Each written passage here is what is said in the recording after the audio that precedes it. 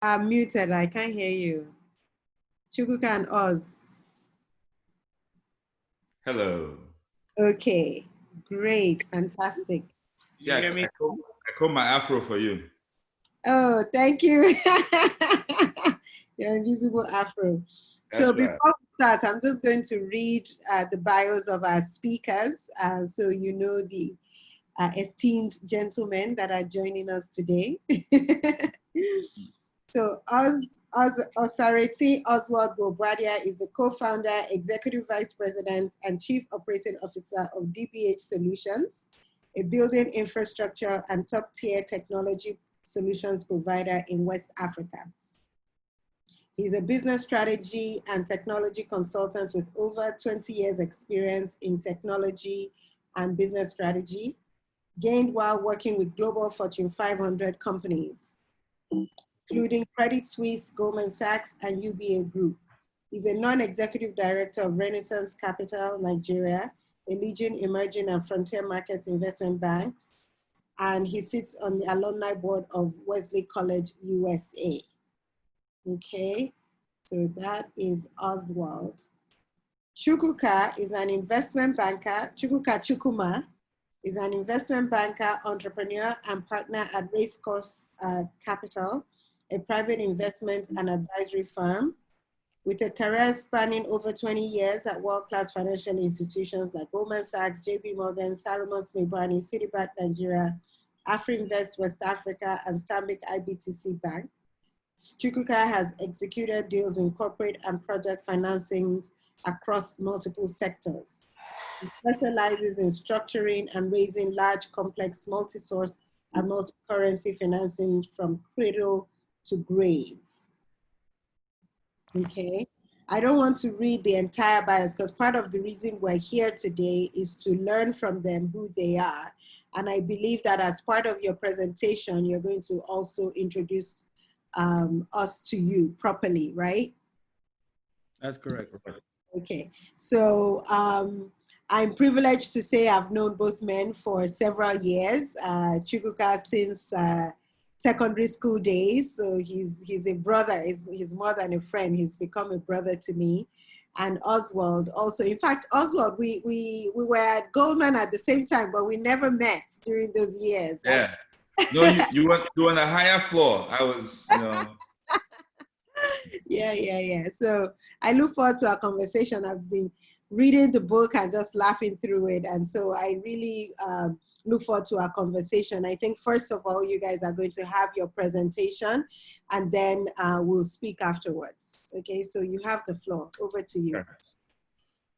Thank you, Simi. That was a wonderful introduction. Sometimes when these intros are done, I honestly sometimes think, who are they?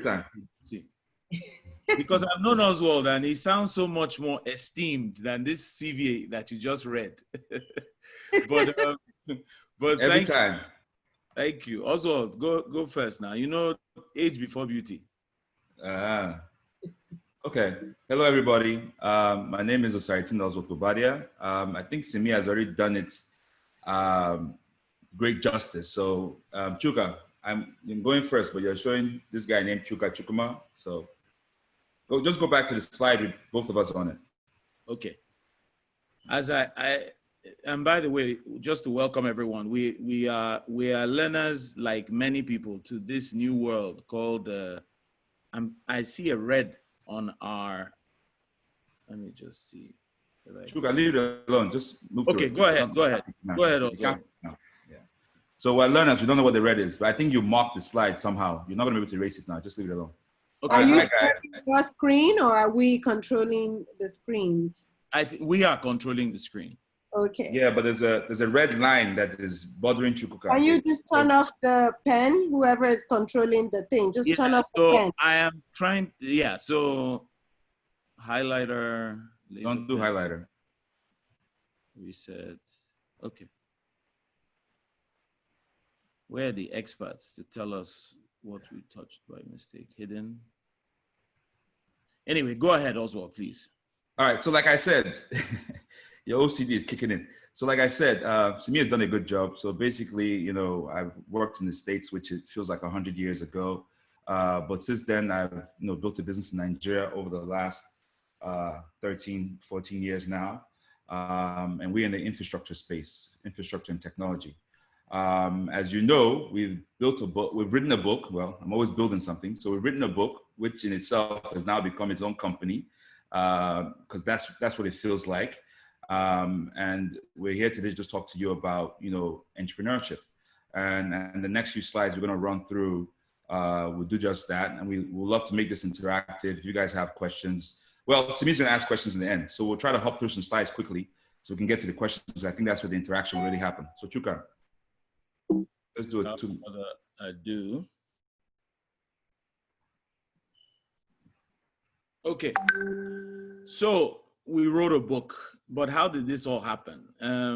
Me and my friend love to eat. And honestly speaking, we were whacking some very nice pounded yam. We had to put that story because it's the honest truth. And we were thinking about December of, it was in December, we're thinking about sort of the new year, 2019, elections in Nigeria.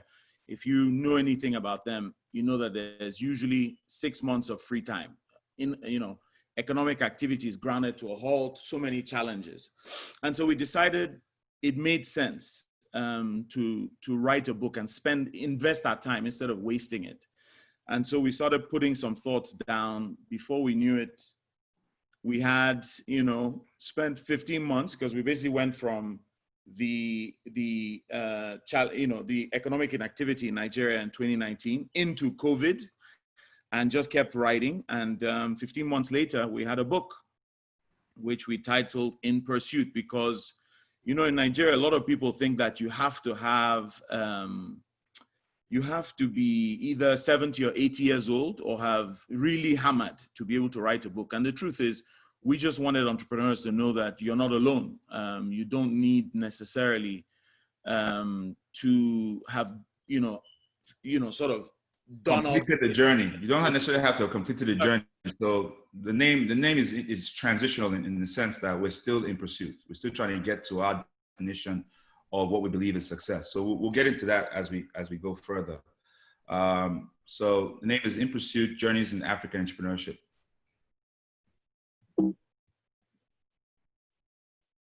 Go ahead, Oz. Okay. So the book is written in storytelling style, and that's why Simi was just saying just now that she's laughing. Truth of the matter is that we wanted people to just laugh or cry with us. Either you're laughing or you're crying, or you're doing both. If you find yourself doing both, send us an email on that one. How it looks, So we want people to laugh, cry, but underlining, we want them to learn from our stories, right? So like Chuka said a few seconds ago. The main idea was we wanted people to know they're not alone, that it's a process, right? Entrepreneurship is a process, and whatever you do, every step you're taking, you're not the only person doing it. You have a community of people that are also going through that whole process. So that's the foundation of the book. And we want people to look at our story and be able to relate to what they see on the pages. So that's how the book is written. Chuka, next slide.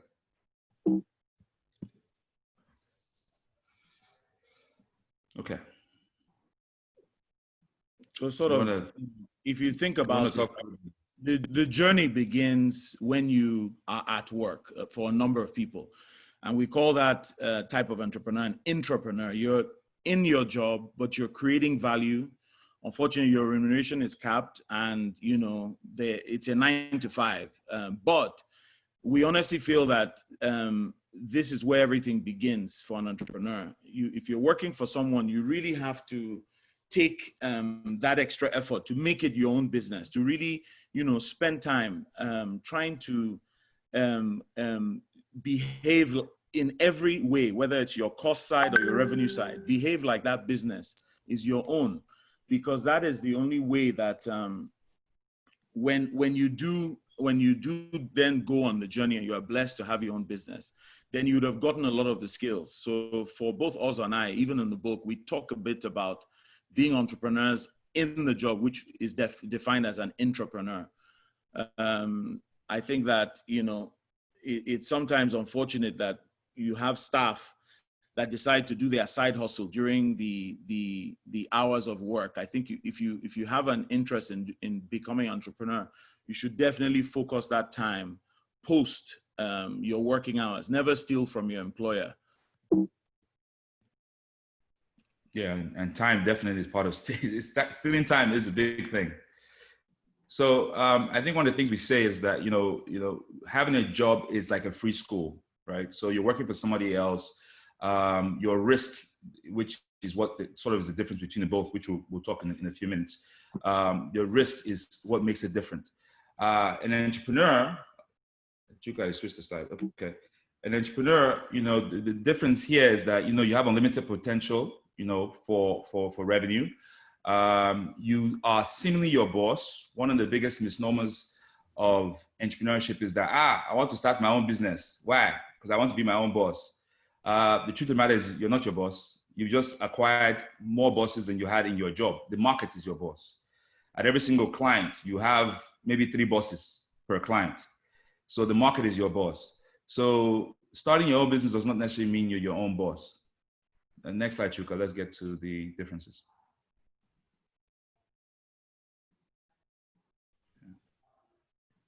You skipped. Oh, okay. So, okay, no, go back one. So we kind of touched on, go back one, Chuka. Yeah, so we kind of touched on some of the things that are characteristics of an entrepreneur, right? Characteristics, Chuka.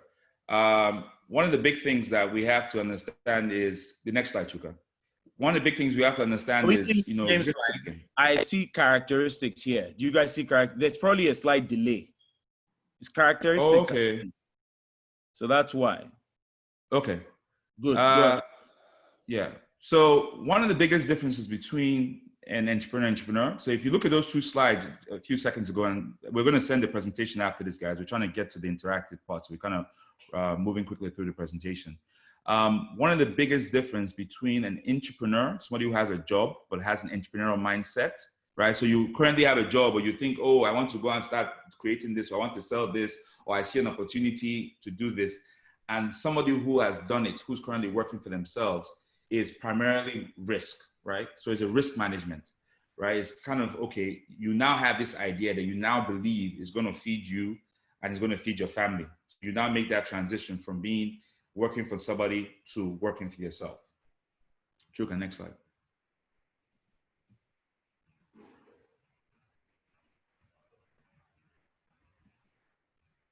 Go ahead.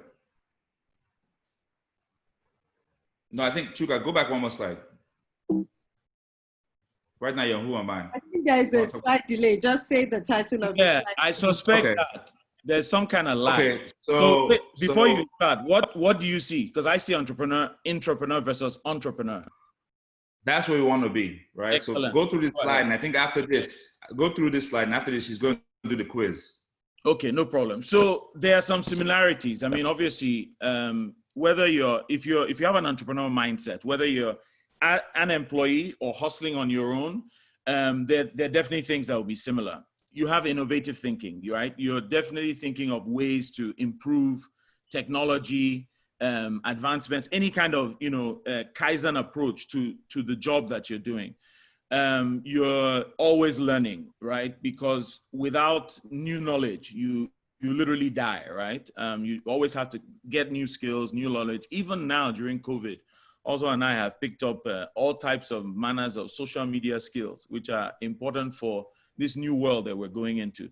You got to be flexible, right? You're going to need to, you'll probably have a situation where you need to pivot your business plan, because the one thing that's constant is obviously change, right? Change is constant. So you got to be very flexible. And then you will certainly have a, persistent dexterity, never give up type attitude, right? In terms of processes, I mean, really everything from understanding the market, the prototyping, how you develop your MVP before minimum viable product before you launch something, team building, fundraising will be similar, whether you're in the company or outside of it. But the real difference between the two, we would want to say, is your financial risk, right? The amount of, risk that you take is totally different, whether you're an entrepreneur, because you have a salary and there's, a certain guarantee, as opposed to when you're an entrepreneur where you're a hunter. So if you don't kill something, you don't eat. The business ownership is another key one, because ownership is everything, right? If you own a piece of the business, and I'm not talking stock options where you get 0.001%, right? That is ownership, but you can't compare that to having, you know, a majority stake. And then of course your responsibility is night and day. Okay, so I think she's gonna administer the quiz now. Yes. So just as a bit of background, guys, we are asking a number of questions, which would like you to just answer quickly for us. It's on right now, Chukuka. So just click yes or no, and then submit, and then we can go on. Yeah, we'll just give a couple Do you minutes. display the responses immediately? I see the polls. So we have 27%, yeah. 69% say yes. Okay. Okay. Interesting. That's Nigeria for you. I tell you, people are like, yes, I want upside. Let's go. We'll start getting into the weeds and figure out whether people are really committed. Okay, good. So that's Okay. all right. Okay, so 67% said yes, 33% said no. To Okay. do the question, do you have your own business? Okay, that's good to know.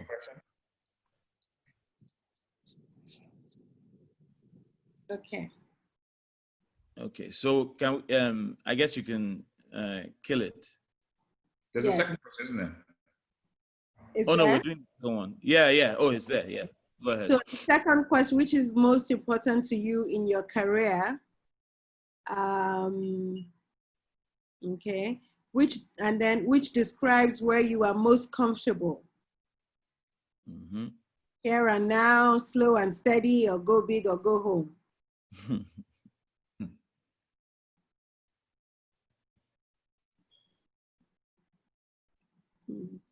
When it comes to asking favors, where do you fit? Sometimes, never, or anytime?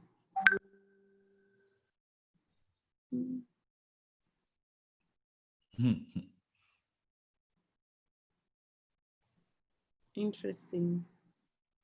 Slow and steady. Yeah, these responses tell us a lot about who's on. You see the risk appetite. I can see.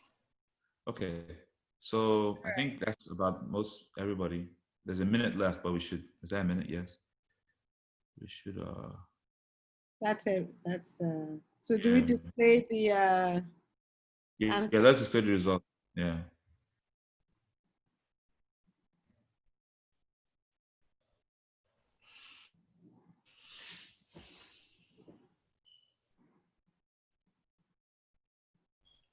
Okay.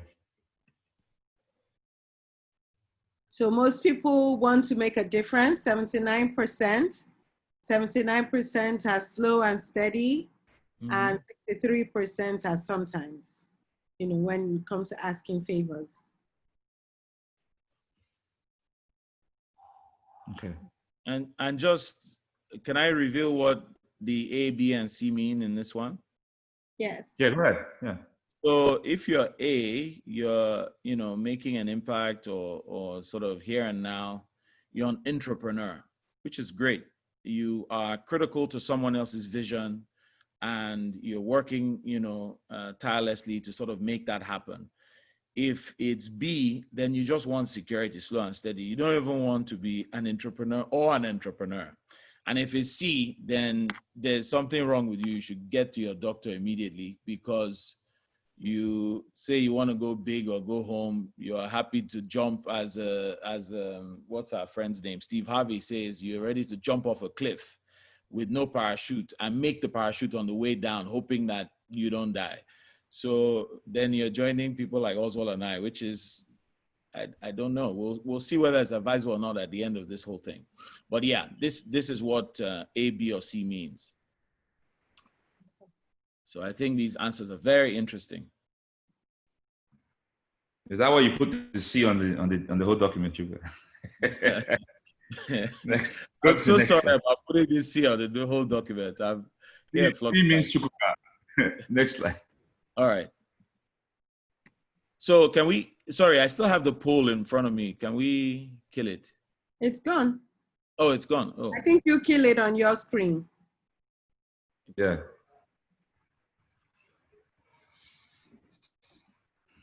Okay. All right.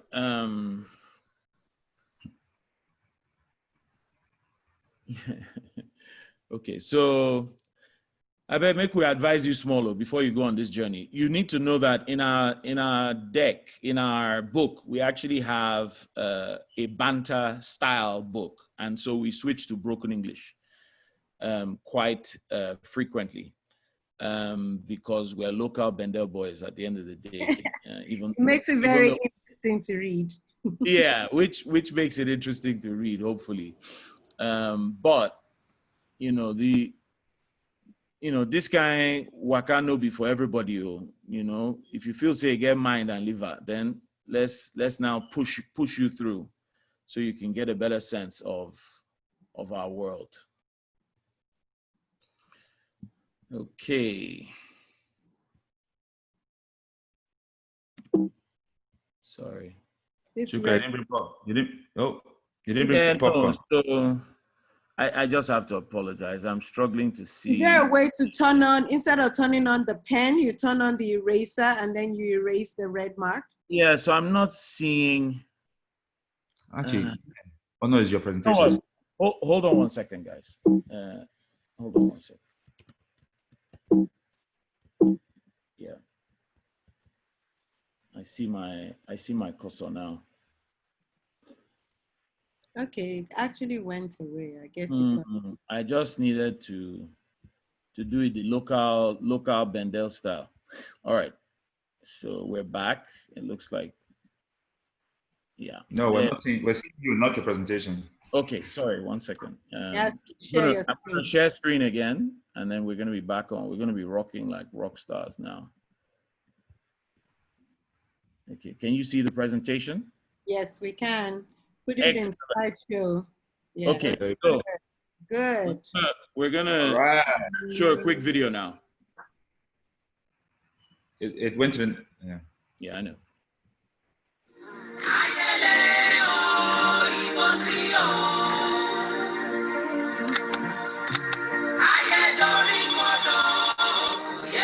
Oh my God. Chai!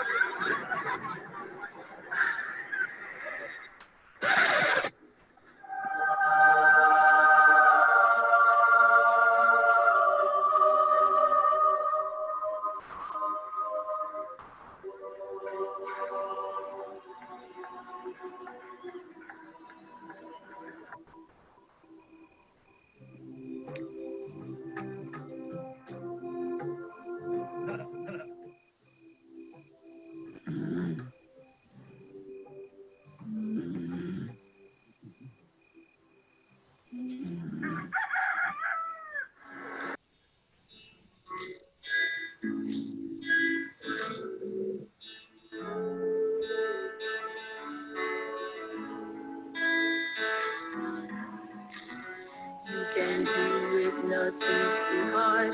You were made for more than you know. You can reach it, nothing's too big. You were never made to be small. You can do it, nothing's too hard. You were never made for less. You can reach it, nothing's too big.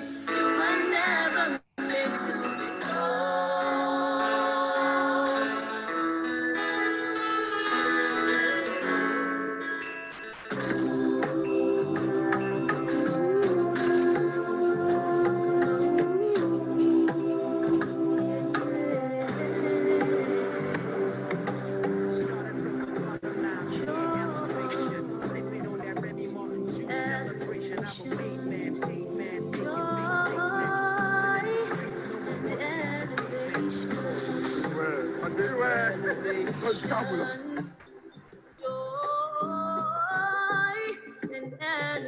nation.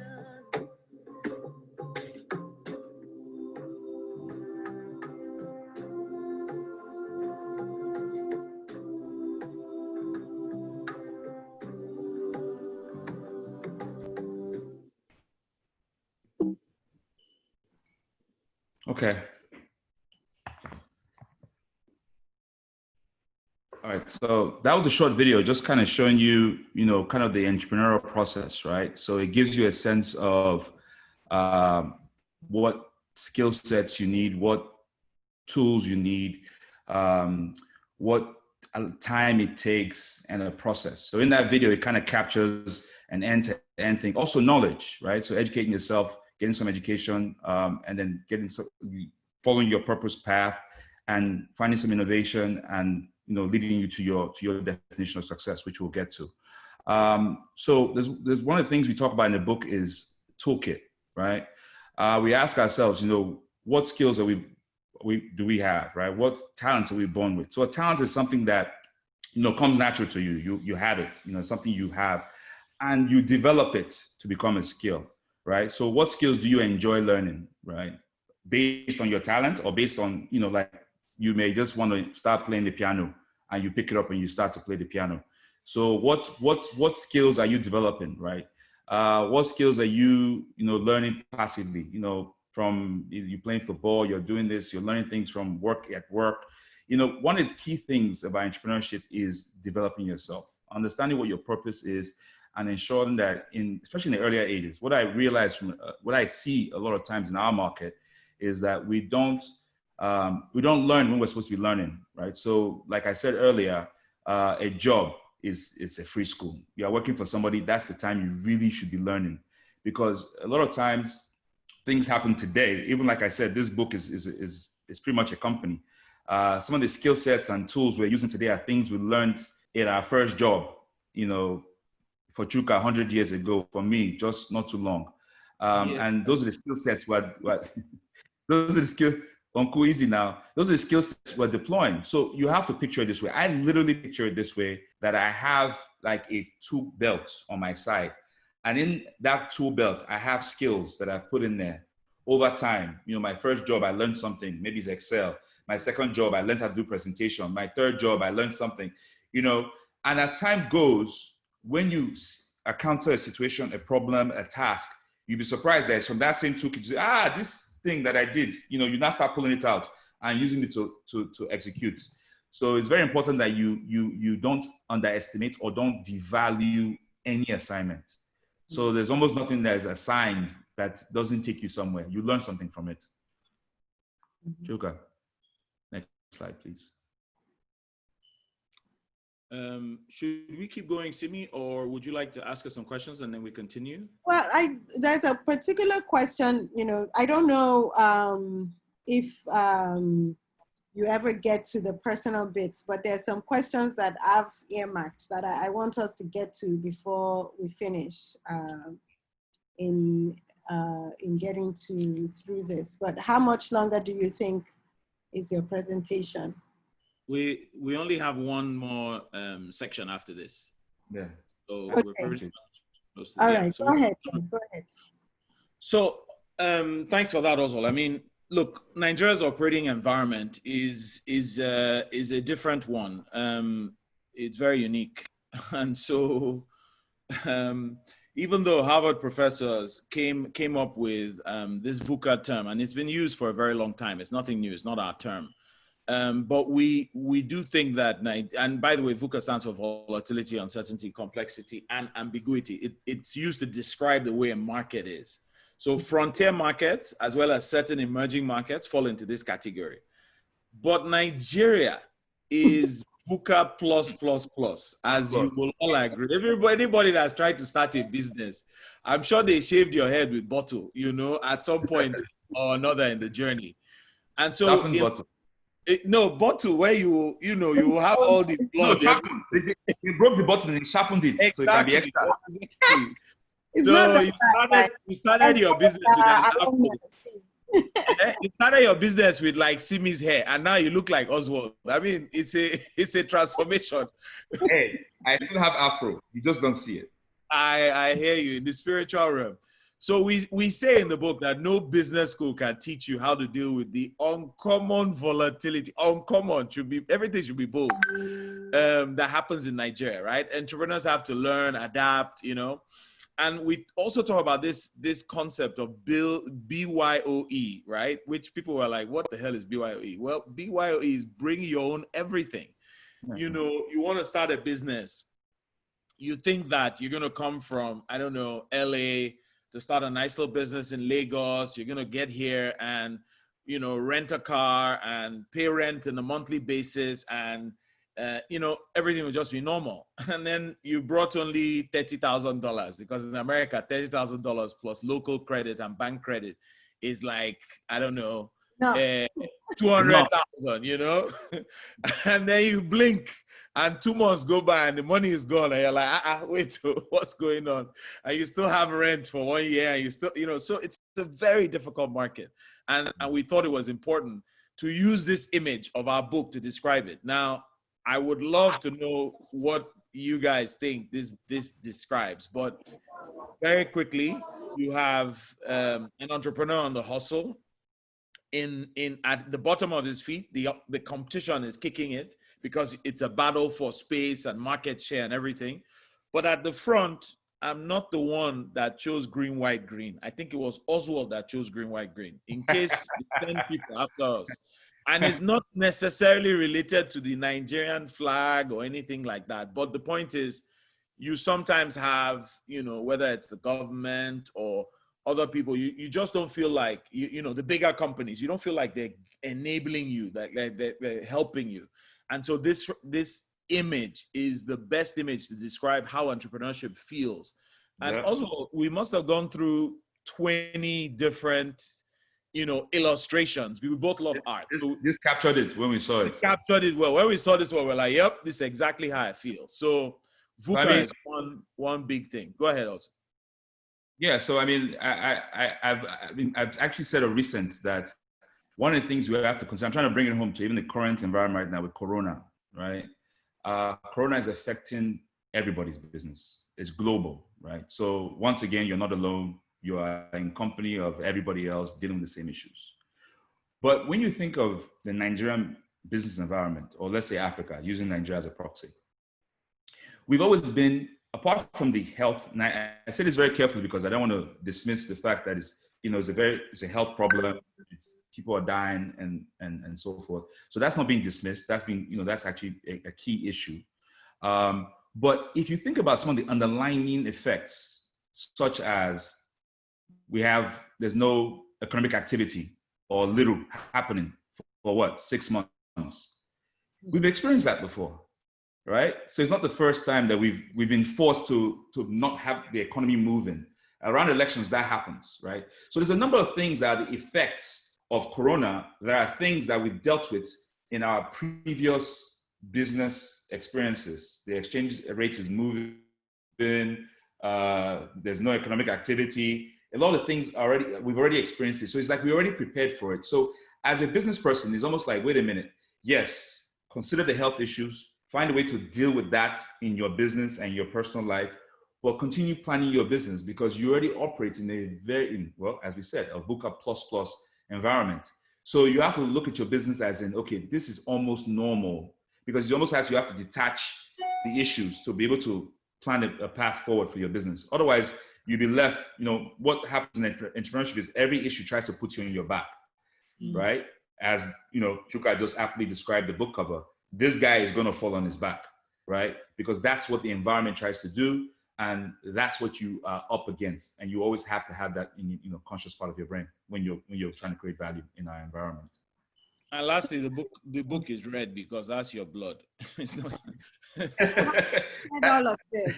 said all of this, the question that I have in my mind and that I know is probably in the mind of many people joining us today is, why then did you both decide to move back?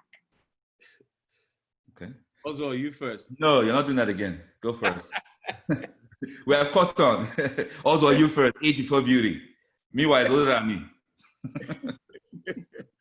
Okay, so, well, first of all, in terms of moving back, right? There's an there's a sort of string in your heart. You can't see it, but there's a string in your heart that pulls you when you're living in abundance, at a nice Wall Street job, living abroad. There's not necessarily an issue. Nobody's driving you. Nobody said you should go home.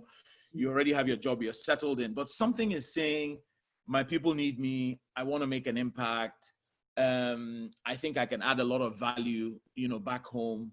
And that, for me, in 2000 was what led me back home.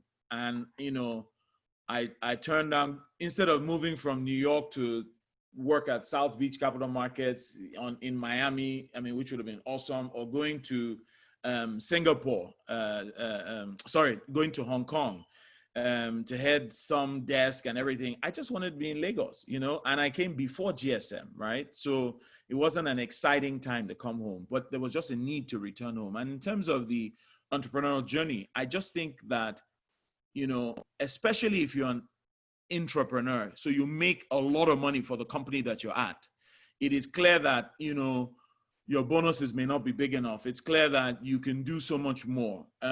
It only makes sense for you to venture out.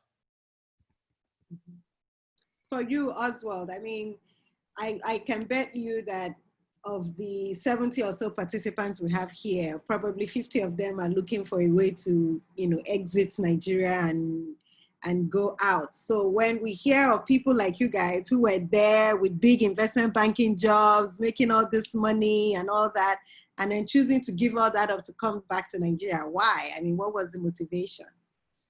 So I always tell people, I actually have an article on this that I can post later, that it was actually a love affair, right? So Chukuka talks about this string that actually pulls in your heart. Home is home, right? So I think I came to visit one time because I actually grew up in 13 or 12 in the States. I came to visit years ago, and I absolutely fell in love with home, being in Nigeria. And then that aside, putting the love aside, when you get off a plane into Nigeria, this happens to almost everybody. You feel the immediate heat. Nigeria changes your feet. You come off that plane, a walking difference, because you immediately see all the value, right? So right now, we're kind of giving you the presentation is kind of tailored to give you the shock value of what it takes to actually develop value in Nigeria. We've not done the rosy part of saying, yes, there's a lot of opportunity, right? So you're not really hearing the upside of the opportunities in Africa because we believe to a great extent, we see it, we may be frustrated by it. So we're trying to address the frustration in this deck, right? So even for instance, right? So this slide is currently up, speaks about VUCA. In volatility, in ambiguity, in complexity, uncertainty is a lot of value to be created, right? There's a common saying on Wall Street that says when there's blood on the streets, there's somebody's making money. You just have to, find the opportunity that taps into it. During Corona times, there's an opportunity to make money in Africa. There's an opportunity to make money in Nigeria. If you look at the other phrase, bring your own everything. The everything in the E is tons of opportunity, right? Because if someone says they want to come and do farming, the entire farming life cycle or value chain, as we say, is different opportunities. That one person may just want to plant the corn, but who's going to sell the corn? Who's going to transport the corn? Who's going to turn the corn into other products? The opportunity is, is endless, right? Because we're in an environment where it's BYOE, there's so much need and so much want. So why, as Chukuka said a couple of days, fancy behavior people and, interesting jobs in off the shore. Why are you in Nigeria? Why are you in Africa? Because one, it's home. Two, is the next great market, right? So I don't advise people not to leave the country, but leave it with a plan, right? So I'm not going to sit there and say, no, don't go abroad and learn. No, leave Africa with a plan of what you are going to go and do to come back and do on Africa, because you don't want to not have a plan for Africa, because the next big market is Africa, right? And three, obviously, all the opportunities. We're always trying to create value on the continent. Mm-hmm. Simi, did I address your? Yes, you did. Thank you. The other question then that begs is, would you do it again? Would you, knowing what you know now after, 10, 20 years of business in Nigeria, would you, in advising that young 20-something-year-old who's thinking about coming back to Nigeria, would you do it again? And or what would you tell your younger self in preparing yourself for the Nigerian business environment so that, you know, they are better prepared to be successful here? I would say yes. I would do it again. It's been a very interesting journey, and I think, you know, so Simi is going to laugh and cry through the book and find some relatable parts that relates to her story as well. I would say yes, I would do it again, but I think there's a lot of lessons, and that's some of the things that we put in the book. A lot of lessons that we would do certain things different. And one of the things I just to, not to hold the mic too long, I would say this one. So once again, Chuka and I were having a conversation recently with a friend, and he said something about fancy behavior. And he meant that to say that there are a lot of things that don't apply to your market, and you don't immediately adapt to the market.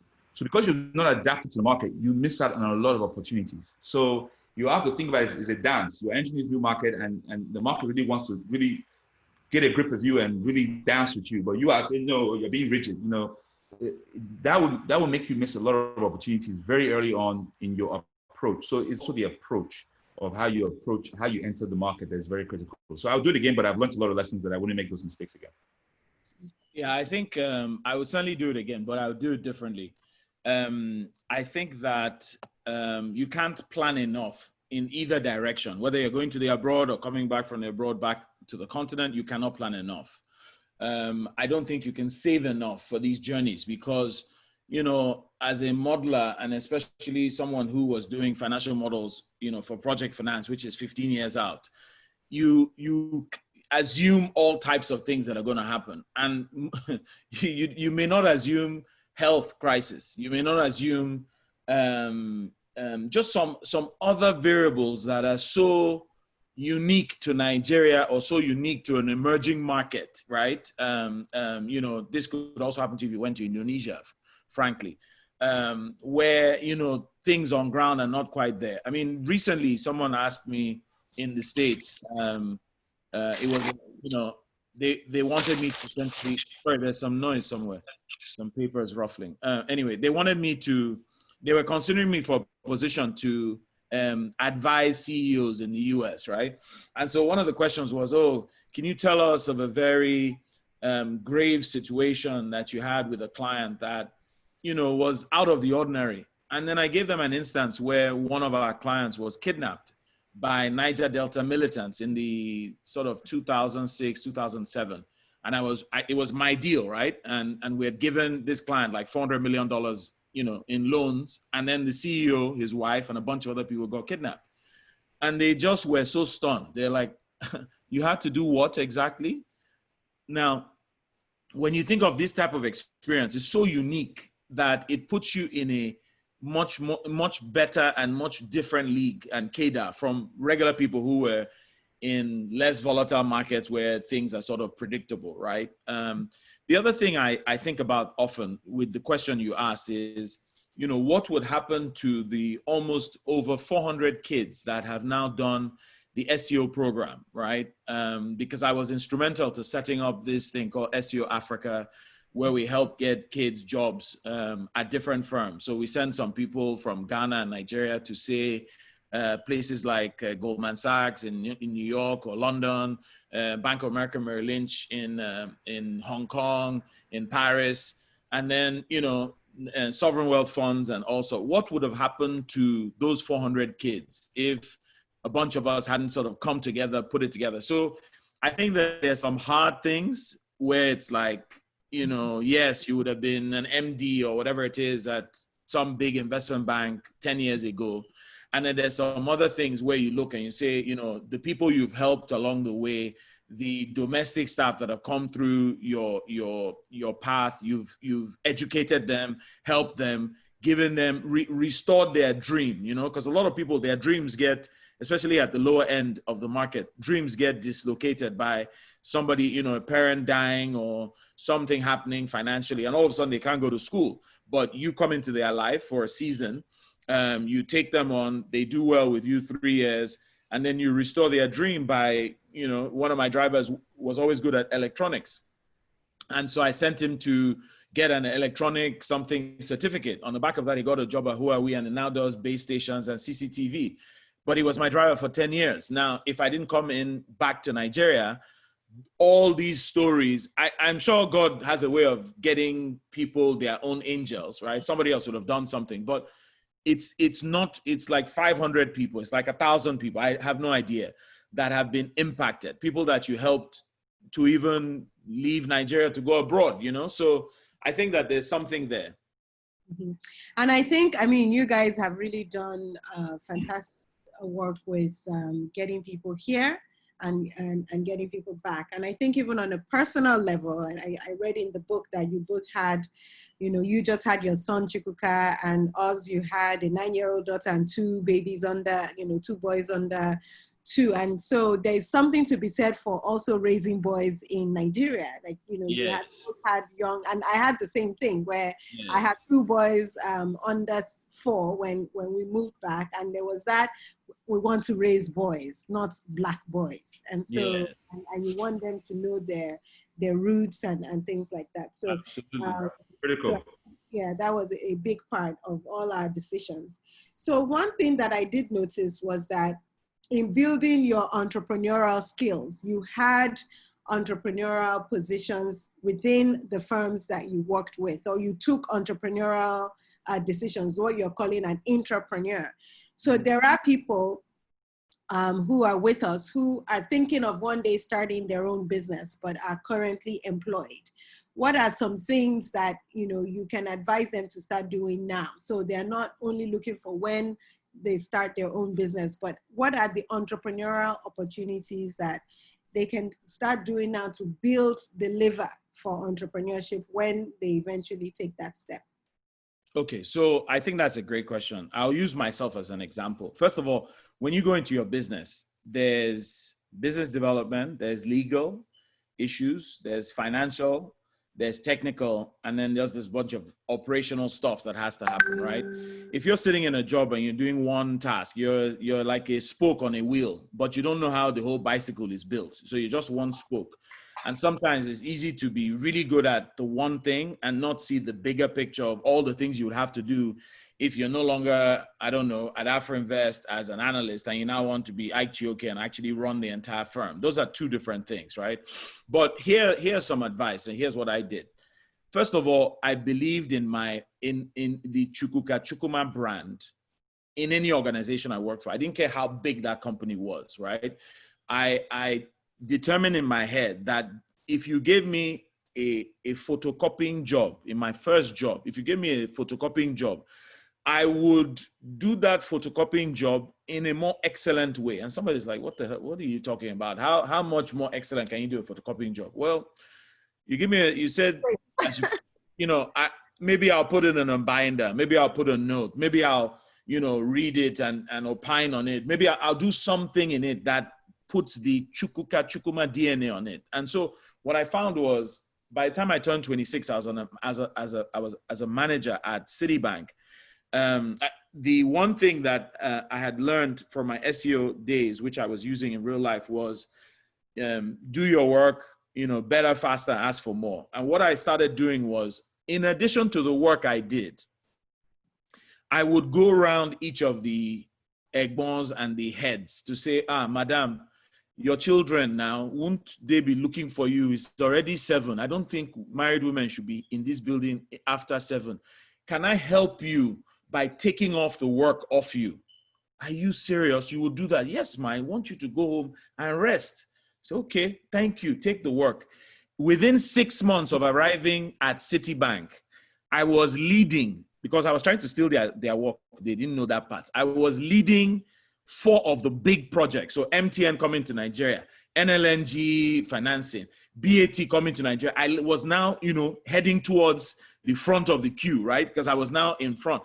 And then at the same time, they were happy to be going home earlier, right? But of course, bonus day comes, my bonus is bigger, right? By far, because I'm adding so much more value. And then I'm being seen by the MD on everything. And then all of a sudden I get pulled at 26 to go and represent Citibank on the Capital Alliance's first board as a 26-year-old. So your ability to know your own brand, your ability to extend yourself will give you access beyond. And every job you do it spectacularly, make sure everything is nice and beautiful, and, check your own work. Don't let anybody tell you there's a comma missing or there's a grammatical error. Do not do that, right? Check all your stuff. That's what I would advise. And I think it applies to anyone. Yeah, excellent advice. Excellent advice. And I think that also, working in organizations that give you ability to do that is also critical, and the more that you take on that responsibility, the more responsibility you will be given. Absolutely. Okay. You want to continue? I have a few more questions, but I wanted to make sure that there are things that you've covered in your slides. I think you should go ahead. I think you should go ahead and ask your questions. And the slide is us. We're the slide, so we can always, this next. Yeah, because people can read the slides or whatever. But go ahead. Leave it on process and Chukuka. Leave it on process and Chukuka. Leave it on process and time. Thank you. Okay, so I wanted to just get a little bit of your decision process from moving out of, I think it was Stanbic for you and UBA for you, and going into business. What were the things that you did right to set yourselves up as entrepreneurs in Nigeria? One, and two, how did you set up your partnership? There are a number of people who are thinking of going into partnerships. I mean, what would you say? I was a part of a partnership that worked for a little while and then it didn't work. And it was really because we didn't set up properly from the beginning on who will do what, roles and goals and all of that. So how did you set up your partnership to work? And I know there was, I think it's David. David. Yeah, yes. So how did you go about setting that up? What was the process for setting yourselves up for success in Nigeria? Okay. So I think when starting a business, there's a number of things, and this applies globally. And then I think we've already addressed sort of the what makes Nigeria unique. When starting a business, first there has to be a need, right? So the market has to have an opportunity there for you. So you're not bringing a solution into a crowded market. You are not trying to sell, sun to a sunny country or ice to Eskimos, in essence, right? So you found a niche, you found something that you can provide to the market. And then you also look at yourself and say, okay, this particular thing, what qualifies me to provide this? So for instance, I know there's a healthcare problem in Nigeria, but apart from being a project manager or maybe a relationship manager to help structure financing and then go and beg Chukuka, see, there goes the partnership already forming in my conversation, to help me with the financing side. Then I'll go and talk to Simi to help me with the, some other health skill side as well. I don't have any qualification really to solve the healthcare problem, but I can bring together people who can help create something to solve the problem. So to answer the question of partnerships, you have to partner in your weakness, right? So part of the problem, like Simi just said a few seconds ago, that breaks up partnerships is because there's not an agreement on who does what. But that actually starts also when we don't partner in our weakness. In a sense, partner in areas you are not strong, right? So if you're trying to start a software development company and you're a good coder, but every other part of the business you can't do, your other partners should have some business sense. The coders will understand if you're a front-end person, you need to go partner with a back-end person. So, it's really understanding what your abilities are, what your capacity is, and then you find people who can help you attain this vision of yours, right? So you have to think about it. There's one thing to have vision, but when you have vision and there's no action, you're just really, it's a fantasy, right? So you're fantasizing. So when you set a vision and say, okay, I want to start selling pure water. Fine. You start a plan. Where are you going to get the water from? Where are you going to get the bag from? Okay, in this whole pure water thing, you only know the pure, but you don't know the water. Find somebody who knows the water so that you can now deliver this, water to the market. And then things that you can't partner with somebody, then you can hire those resources, right? So you're not thinking, okay, I now pure water. How do I now sell this water? I need marketing. So that kind of thing you can hire. But when you are doing your skill mix and you see that yourself that you have some of the pure, you have the water, and you have some marketing, there's a different skill you now need in a partner, right? To now balance out the matrix. So it's best that you and your partner have, you know, a lot of skills that can take that product to market. So nobody ultimately holds you ransom. So Simi, I don't know if was there part of the question I missed? Yes, I want to hear from Chukuka as well. I think that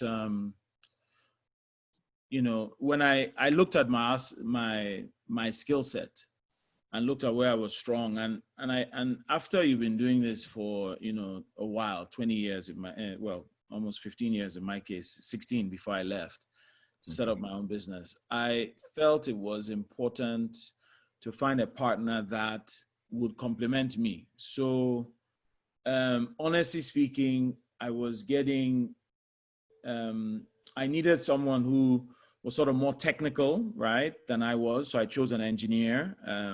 I was sort of more finance and generalist background.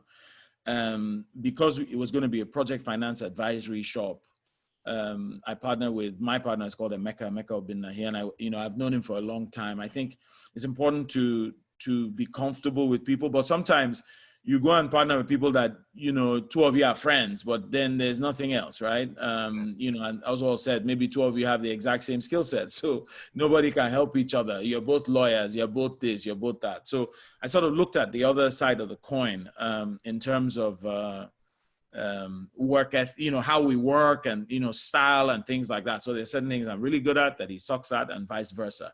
And I think that makes for a good partnership. But even here now, you know, Ozo and I essentially, this has actually become a new company. The book is a new company. We're setting up a publishing business. We're doing a number of things, training academy, all kinds of stuff. So, you know, we too know why we're partnering and know what we're missing and what we need to sort of hire either as a third partner and or for each of the divisions, or just have that as, you know, an operating partner where the person is executing on that vision. But as I initially left Stanbic, I didn't leave to go start a business. I left to go and spend time with my princess. I mean, I had done investment banking for 16 years. Every week, no, you know, very few holidays. I was tired, you know, and I left 12 days before bonuses were to be paid. And I stayed home for 2 years, I was just enjoying time with my then brand new daughter. I have 2 sons and a princess. So I was, you know, they're now 20, 15 and 10. But at the time, 10 years ago, you know, she was a brand new, wonderful child. She's now a warrior princess. She likes to beat me. But that was my mindset. I had felt that I had sort of failed on the fatherhood index in child number 1 because I just wasn't around. I was always traveling, working, living abroad. They were in New York. I was in Lagos. It was challenging. And when I was around, I was traveling. So that drove me to say, you know what, I have to get the third one right. And so I just went cold turkey, cut the umbilical cord and did nothing for 2 years. In the 2 years though, I also started finding myself creatively, you know, looking for creative projects and things to do, you know, just to feed my soul. And one of the things I was interested in is obviously helping people get jobs and, you know, HR space and stuff. So that's how SEO started. But I think it's important to sort of state that my initial thing wasn't starting a business, but along that way, I then reconnected with Emeka and we sort of started discussing race course and the market need for a project finance, advisory, and principal investment shop. And that's how we then started it 2 years after I'd left doing, you know, so that was it. So let me just add to that as well, because I think Chuka and I kind of nailed or spoke on kind of the same side of partnership, as in assessing skills. You also have to look at values, right? So very important. Thank you. Yeah, values and also general vision, right? Because those 2 things will unearth a partnership, right? So value system, there has to be some sense of a value system that you both share in common. Otherwise, somewhere down the road, there'll be a decision that is going to be made and you will find that your value system being so disparate will cause a major, you know, fraction. That's 1. 2, long-term vision. I know vision, you know, it can change, it can bend, it can, it can, but there's some parts of the vision that kind of always stays the same. Like, for instance, I wrote a book with Chukuka.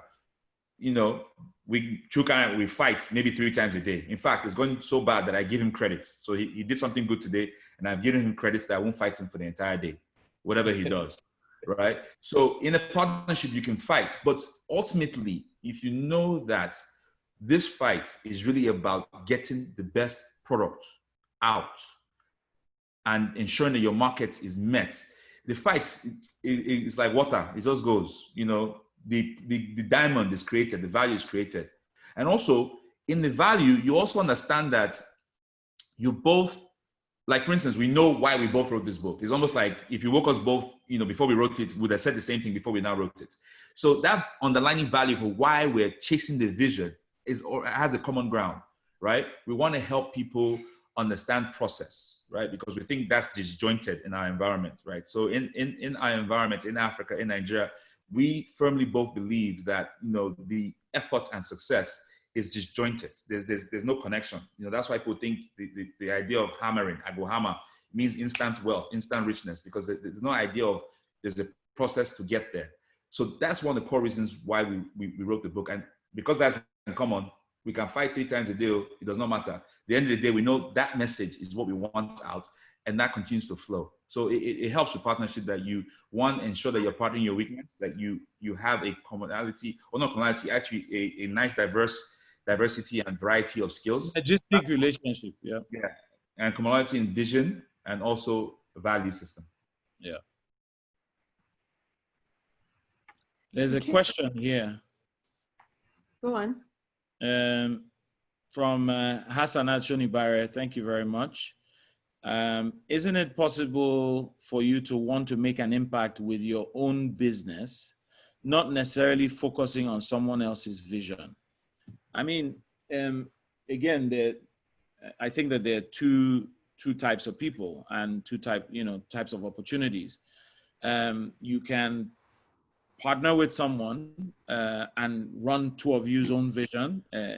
Again, I think that there's a number of things that are going on in my head in your question. First of all, some people like to go it alone, even in the entrepreneurial journey. Also, and I prefer a partnership because it lends itself to having someone, another head and another person, and not, more heads in the game and stuff. So we think that it's not that you can't do it alone as a single partner and be the sort of organ on top of one person charging the way. But I think that there's some benefits to partnering with somebody. Now, in terms of staying in the business versus going outside, honestly speaking, I loved all my jobs. And in those jobs, I was keying into someone else's vision, right? I mean, the company, the firm. There's a way that a company becomes so big, it loses a face, right? Yes, there's a CEO, but it's just the company itself has its own organism and its own values and things that it does, right? When you think of a big company. But I think that if you have the entrepreneurial mindset, you can function very well as an entrepreneur in the firm, driving somebody's vision. And you can also choose to go your own, pay your, determine your own bonus, pay your own salary, all those things sort of based on your sweat, and do that either alone or with someone else. So I don't know whether you guys want to add to that. Sorry, if you also want to add to that, given the question. I think that one of the things that I want to dwell on is this missing pages, notion of missing pages in your book. The famous. There's so many stories that suddenly this person just comes on the scene and they are, successful, and we don't know how they made their money, and somehow that makes people think, do whatever you have to do, just blow. And then when you blow, you can now start your business and be, going from webinar to webinar, talking about entrepreneurship. What in your opinion, what do you guys have to say about that? Share a little bit about the missing pages in your book. I'm laughing because these missing pages, people seem to love it as well. Look, we had a lot of fights as to, if you see the first draft of the missing pages, also remember each chapter is written by one person and then the other person interjects. The first draft, Oswald is like, we are going to be locked up in Kirikiri, right? Look at what you wrote. It's about people who haven't seen. Put everybody's name inside. Will you remove everything? Let me tell you something about Chukuka, right? Chukuka writes very detailed, right? So he's the kind of person that will tell you when the guy stole the money, he wore a red shirt. So the very first draft was his name is and he stole the money on and he took the money and put in his and he wore. I was like Chukuka, do we have to move to an island after this book? So maybe one day I'll release that first draft because I have it. I beg, not before I'm in my safe island. I have it in my safe. So I'll let Chukuka wrap this question up because he's going to bring some flame to it. And I will just say this. I said this a few seconds ago. One of the biggest problems in our environment, and one of the biggest reasons why we wrote the book, is that we want entrepreneurs to understand that there's a process. So the slide right now, perfect. It's still standing up there. It's a process and it takes time, right? What we tend to hear and what we tend to see and what that missing 300 pages is addressing and is the fact that, you have overnight successes. Well, even putting the word success is sort of a misnomer, right? So we have overnight display of what we think is success is the better way to say it. So as I said a few minutes ago, there's a disjoint between what the effort is and what success is. People don't really understand that is these. So for instance, now you just graduated university, you work at a job, they are giving you certain tasks, but you're like, you're not even paying attention to the task. You are more focused on how can I be getting the success or the visible, the outcomes of a third year, right? So a third year person already has a car, is already doing, that's where you want to be. But you're not realizing that where you're at right now, you need to be doing what you're doing so that when you get to third year, you will be a real third year. So the entire environment is that way. So you can almost see that in almost everything we address. People have half stories, and it's not just people who are very successful. It's also people who they come to you and say they are architects, and you say, okay, no problem. This is what I want, and they give you the first design. You're like, wait a minute, I'm more architect than the architect. Where does that come from? It's missing pages. They haven't taken the steps.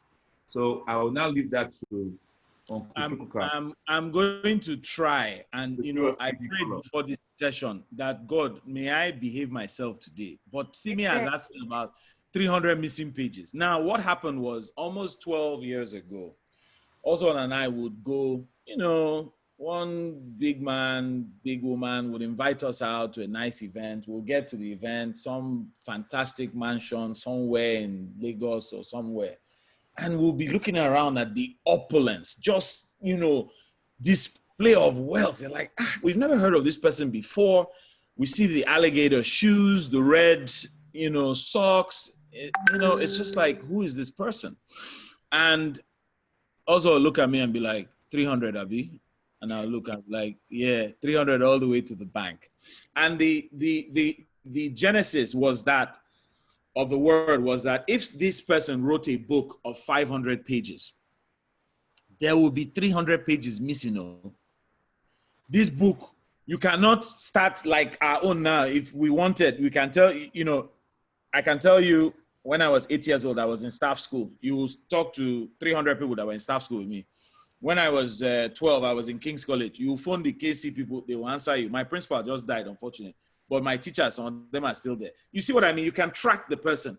And for business in particular, you can draw what we call an entrepreneurial graph by reading books and looking at stories of people that are in your environment. That you can say, oh, Babajide started on Monday at 1. And then his mother did something to him at 5. And now he runs this big empire. That's what I want to be like, right? So we were tired of these crazy stories of someone just comes to the scene. If you Google them, you'll not see anything. They don't even do the SEO well, where the SEO meanings search engine optimization, where you can even see some plugged articles. They don't do that. You will search them, you'll not see anything. And all of a sudden you hear that they bought one big parastatal or government entity that was sold or something.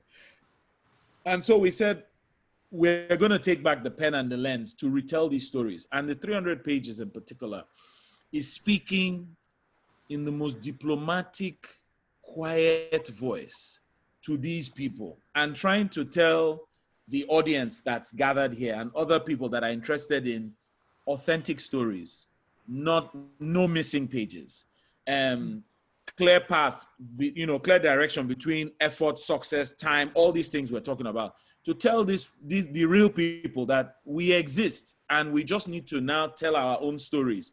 No matter how young you are, you have a story to tell. Come out and tell it.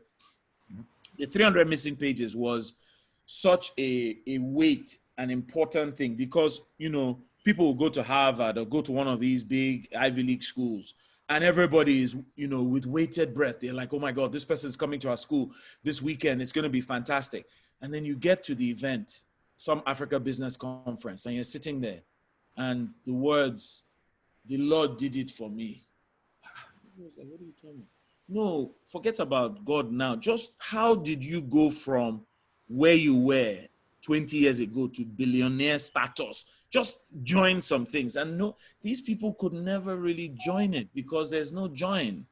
So there's missing, things here and there. So that 300 missing pages is such a, we have a hashtag. It's called hashtag 300 missing pages because it's such a, important thing for us as, as people that now want to take back the pen and take back the lens and start telling authentic stories, And that's all I can. I think also, like I tried today, this is probably the most diplomatic I've been about these 300 missing pages. I didn't use words like thief or bad people or anything. I was well behaved. I think my prayer has been answered. Over to you, Simi. Go on, Oz. What did you want to say? That I think the guy is getting ready for politics. Sorry, I got Chuka's handles wrong. Chuka, type it yourself. Sorry, I don't know. Doing the I did. It's C. Chukuma. Yes. Yeah, yeah. So thank you. Thank you for that diplomatic answer. I do think. Hold on, so another cut you off. Just to put in the end of what Chuka said, why this is important is because this is what people are looking at, right? So our young people who are trying to, because that's what you do, right? So in a few slides, we talk about something called North Stars. When you are trying to map out your career, you have to look at something. When you don't have anything to look at, that's where the problem, that's where the problem comes from. Because if you have them to look at, you can't look at this person and say, let me just follow his path. Next thing you're in a ditch, like, wait a minute, let me start again. So that's why it's really important. We have a question on the chat that says, what would you advise someone looking at going into the plantain chips business and targeting traffic as marketplace? That's as grassroots as you get. I would say, can we sample it first? Sorry, I missed the question. No, I had one of my kids trying to give me food. They are so sweet. They know that their daddy doesn't wait till this kind of time before he's eating. Well, please go ahead. What was that question? No, just someone who wants to go into the plantain chips business, looking for advice from you guys. Is it pekere they want to do, or is it plantain chips? Because it's all levels, so please. Okay, if it's plantain chips you want to do, we can talk about that. But pekere is a totally different. Anyway, let's focus on plantain chips. What can we say? It's a great space, right? And food packaging, especially if the packaging is done very well and you can get the right shelf space is going to be critical. I mean, you need to run some high level numbers, do a mini business plan. Are you trying to go big, become a national brand, or are you looking to do it in an area? Some of those variables will be important. Factory, we're in a COVID arena now. So a lot of the spas and distribution chains, they're reassessing their suppliers as we speak. And food and safety and hygiene is going to be paramount, right? So, showing that you have a health and safety manual is going to be able to help you beat out some of the current competitors that are in there. I would certainly say putting the finances together. The packaging will be very critical, because also when I go to the African store abroad, I see lots of different plantain chips and stuff. So if you build this business properly, you should look to see how you can incorporate producing even beyond just the local environment that you want to sell to. So you can have some dollar revenue or pound revenue or foreign revenue with the business as well. Those are some of the high level points I have. Also, I'm sure you have a bunch more. So I would tie this to the question that just came in just now from Esther. So like what I tell people a lot of times of recent is, business, when you take business in school, they call it science, business science, right? So business is a science, and it's critical that whatever idea, right? So the different things to look at, and some of them we've touched on: process, time, personal branding, vision, passion, skills, toolkits. All these things, they mix together to form a soup. So whatever idea you have, if you identify that this idea, like somebody just said in saturated market, then you now have to ask yourself, what is the unique selling quality, right? So if there are plenty plantain chips, but plantain chips is what God has put in my heart, that I must sell plantain chips, is my passion, is my desire. I love cutting plantain. I love seeing plantain in oil, and I think I could do something special with plantain. Then do it. But you must ask yourself a few questions, right? So what is your personal brand? How are you going to sell it? What are you going to do to different this? Like, for instance, a girl in Lagos who sells chin-chin. Mm-hmm. And when I'm there, I buy bags. When I'm traveling, I buy bags. She has different flavors to the chin-chin, right? That's not just regular chin-chin. That's not just party chin-chin. That's chin-chin on steroids, though. It's not normal chin-chin. So it's any idea you have, that idea is your passion. And that idea is the idea you think is going to feed you. And you're going to go, you're going to drive that to the end. You need to apply a lot of business principles, right? So if you look at, so recently, Chukuka, and it's one of the videos we were meant to show, but I'm sure we're going to get time to it. If you drive through like a place like Marina, and you see people selling shoes, and then you see somebody selling shirts. It's not just one person selling shirts, but to say they have cornered that area. There are 20 people selling shirts. How do they differentiate themselves? But still, you hear them say stuff like, my customer. So that means somebody comes to them every time to buy shirts. Is it on price? Or is it on how the person, the individual is? So you go there to buy shirt from that particular person every time.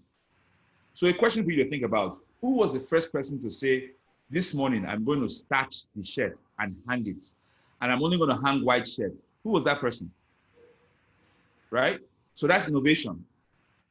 So even in selling shirts, somebody had innovated. They started starching the shirt and started hanging only white shirts. Why? Because it's in a business district. Most people wear white shirts. Why didn't they starch and iron their disco shirts? Because people are not looking for disco shirts when they walk to that place. They're on their way to work. They're looking for white shirts. So there's a lot of things you have to think about. And of course, the market followed, right? So everybody's not doing it.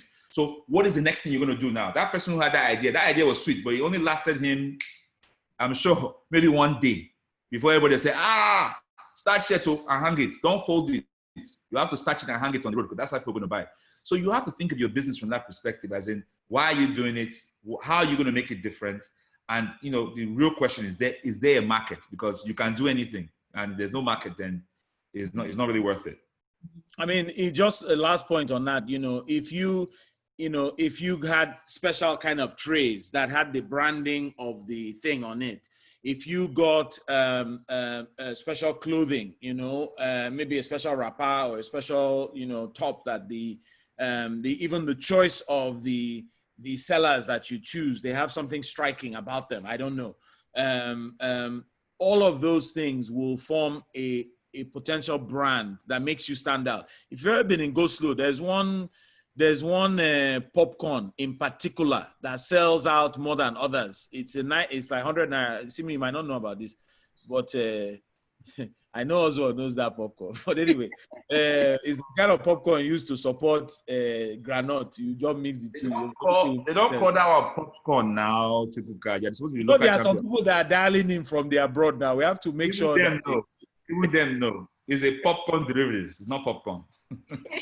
Anyway, so packaging your stuff is very, very important, right? And how it looks. Tell us. Guru. Boswell wouldn't know that one now. I was trying. A local Benin boy like me. Come on, stop it. So, somebody just asked something about how did I hear about the product? And of course, my initial my initial reaction to say social media. But the truth of the matter is I didn't hear it with social media. I heard it, somebody say, I just had this chin. So yes, social media is great. Advertising is great. In fact, putting it on NTA and MTV and all these TV stations is great. But the number one marketing tool is quality. And referral, Abi, when somebody says quality leads to referral. Yeah. Quality leads to referral. So, and where does quality come from, right? So we take it all the way back to what Mr. Chukuka, Uncle Chukuka said, personal branding. Yeah. Right? So if your personal brand is to have things always top quality, you are checking the commas, when you're in your office, somebody gives you a document to do, you have cleaned all the commas, everything is correct, and that detail is in you. When you do your own business, you will carry it over. Yes. In fact, when you do your own house or your own project, your own this, you will carry it over. People don't realize that. So at the end of the day, I start telling people, it's not me you are doing, people that work for me, it's yourself. Because like I said, a job is a school. This is the time where you can take a document to somebody and they look at it and go, you did very well here. They actually mark it by not changing anything. Not changing anything means you've done well, right? So if people are seeing your work and they're making thousands of changes, it means you need to improve. And that thing, if you don't get it right before you leave to go start your own company, trust me, when you start your own company, you carry those mistakes over and it will be evident in your product. Mm-hmm. Mm-hmm. And I think customer service is also a key differentiator in the market.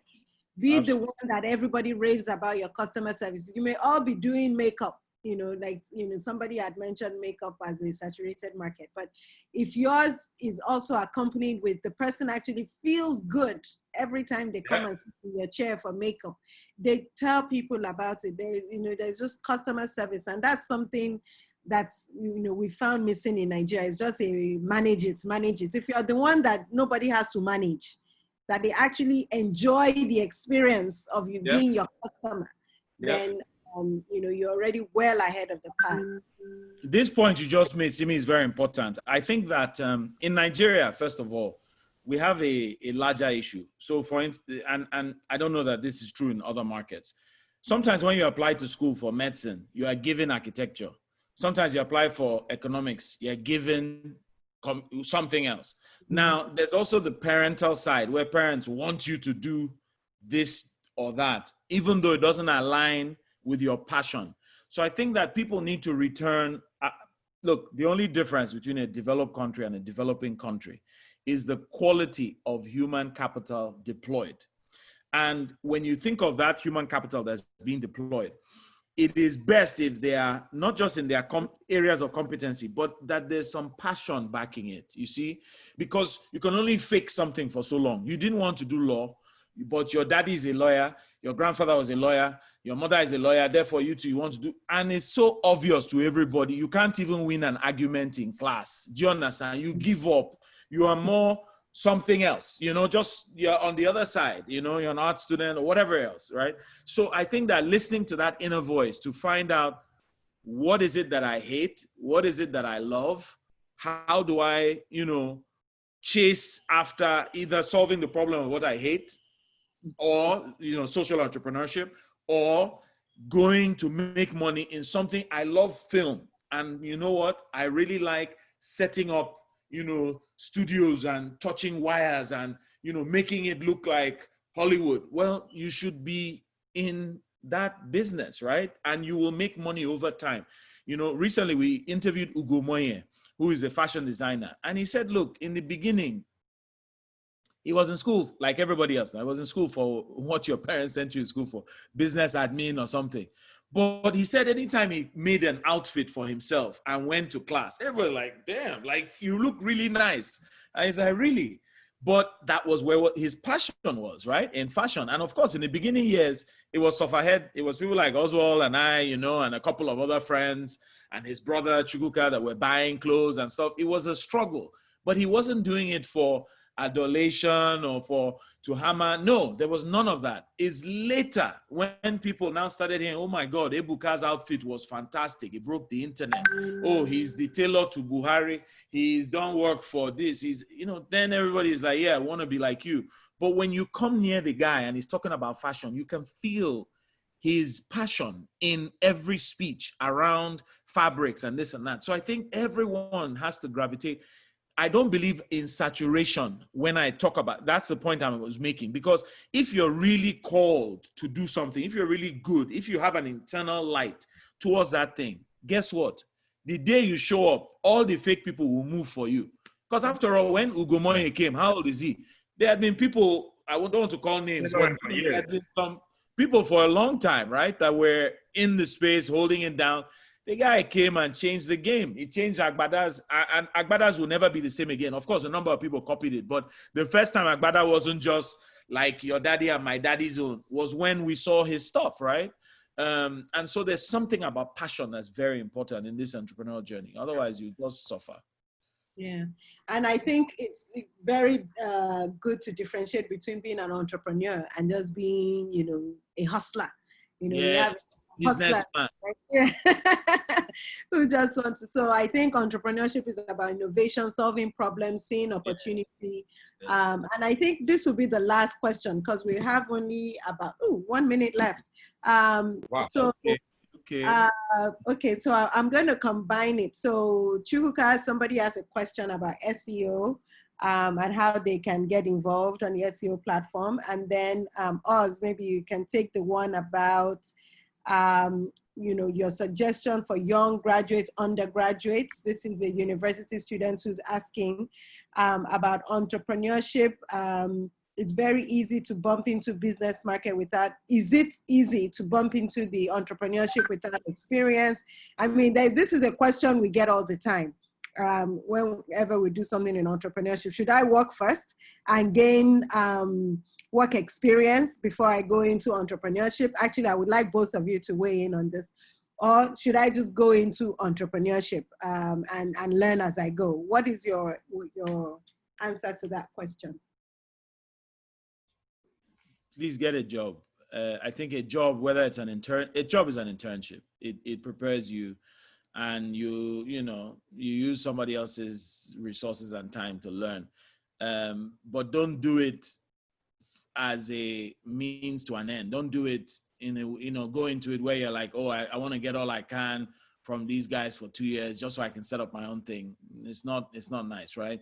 So when you go into a job, take it as your own. Hone in those skills, drill yourself, task yourself, work extra hours. Don't be doing, a lot of people do this calculation, oh, how much are they even paying me, Seth? No, don't do that, right? Because as Oswald said, you're just cheating yourself, For me, I say I have a personal brand, okay? It's the Chukuma brand. So whether I was working at, in a clothing store, if you saw the way I folded my section and the way that sort of fourth button would sit and line up, if angels came from heaven, they would be like, the person that did this thing, we should put them near the ice cream shop in heaven. Eh? What?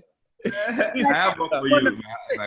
No, but it's true now. I think you should do things. So look, when I iron a shirt, I don't even leave creases at the bottom of the shirt. So I think in every single thing that you do, every task, sweeping the floor, making your bed, when you make your bed, even if it's this mocha foam, very thin, it doesn't matter. Make it like it's a hotel bed. Start thinking about your future self, your better self when you own your own house. You understand? So it's in every task that you do.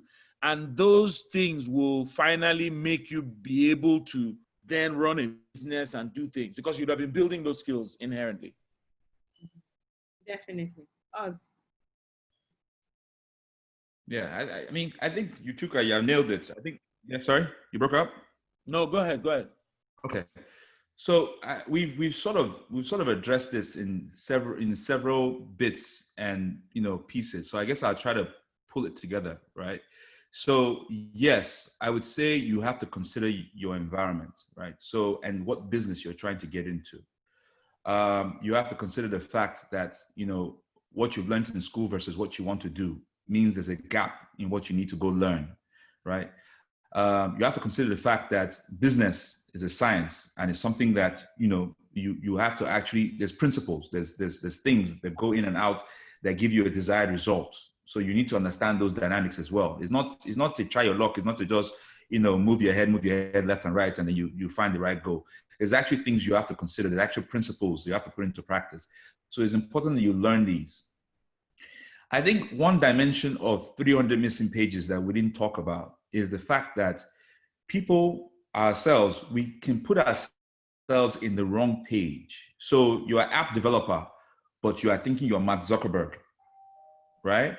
You're an app developer and you think you can just do Facebook tomorrow. But be very careful, right? One thing Chukuka says, Chukuka, you didn't get a chance to say it today. In Nigeria, we don't have garages. Not mainly. There's some old houses in some parts of Ikoyi. I have an uncle in Benin that has a garage. That's where he had his nice car. But generally, we have Gatesman House, and that's where Musa is. So you cannot do any startup. Musa has 5 children. No? Musa has 5 children. The ones he brought to the job are not all his children, right? So you cannot do startup in the Gatesman House. So right there, you're already off base.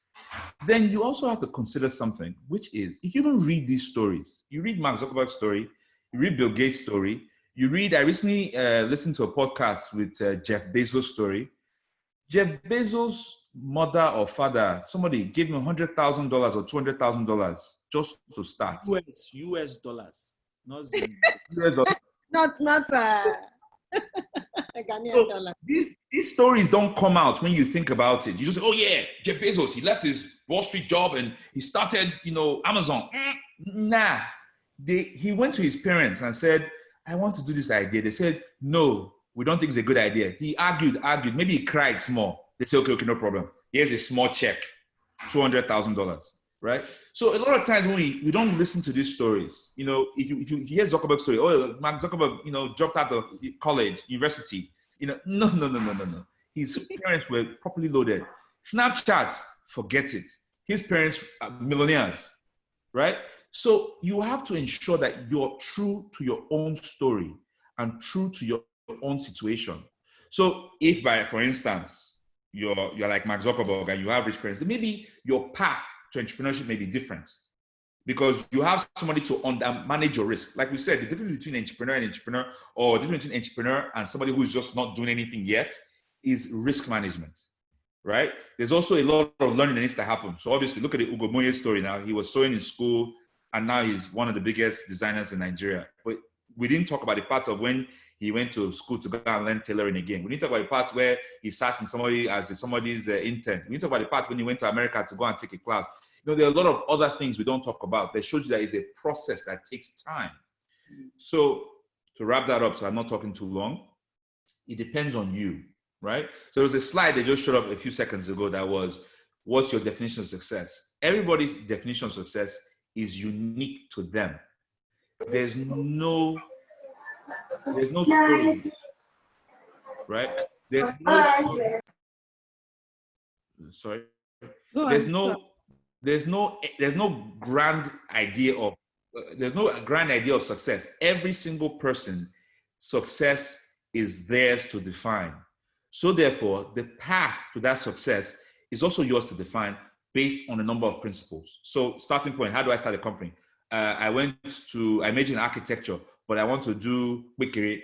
It sounds like you need to go work for somebody who has run a kitchen business first or something, so you can pick up some basic skills on how to cook on scale. Because it's not just making one wikiri that you've been doing in your house. So you're not talking about making 1,000 bags, which means the taste has to be consistent. Bag 1 and bag 30 cannot be different. If you do that, oil. When should you change the oil?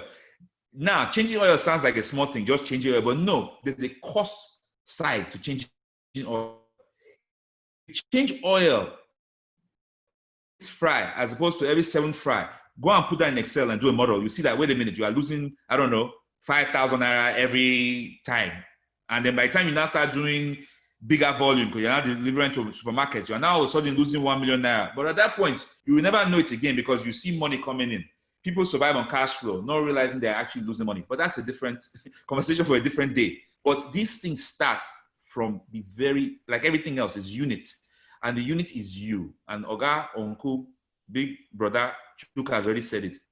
What is your personal brand? And how does that apply to what you're trying to do? And then how do you apply principles like process, time, and gathering knowledge and your ultimate vision to ensure that you are getting to that vision? Because it's a pathway. How do you get to that vision from where you're starting? Is for you to define based on what you define as success. So we talked earlier about value systems and, how you are raised and all those things being very important in choosing partners. But it's also very important as you choose mentors and the people you emulate. Now, each person must therefore examine what we call the constellations, the stars literally, and find the right person or set of people. Sometimes you have to combine people. It might not be one person because, we're all flawed human beings. So, you like Uncle Jide because he's really good at one thing, but he sucks at something else. So you then take another uncle or another auntie and you sort of piece together all those faces of the North Star. You have to be careful who you choose because you know how you can get ungodly wisdom from the wrong place. In fact, some places, they seem like they are godly places, but you get ungodly wisdom from there too. So it's the same way for North Stars. If you haven't defined what you believe in, when your core is being tested, and it will be, any definition of success will do. That's straight from the book. And that talks to the fact that, you don't really know if you are not grounded in who you are, right?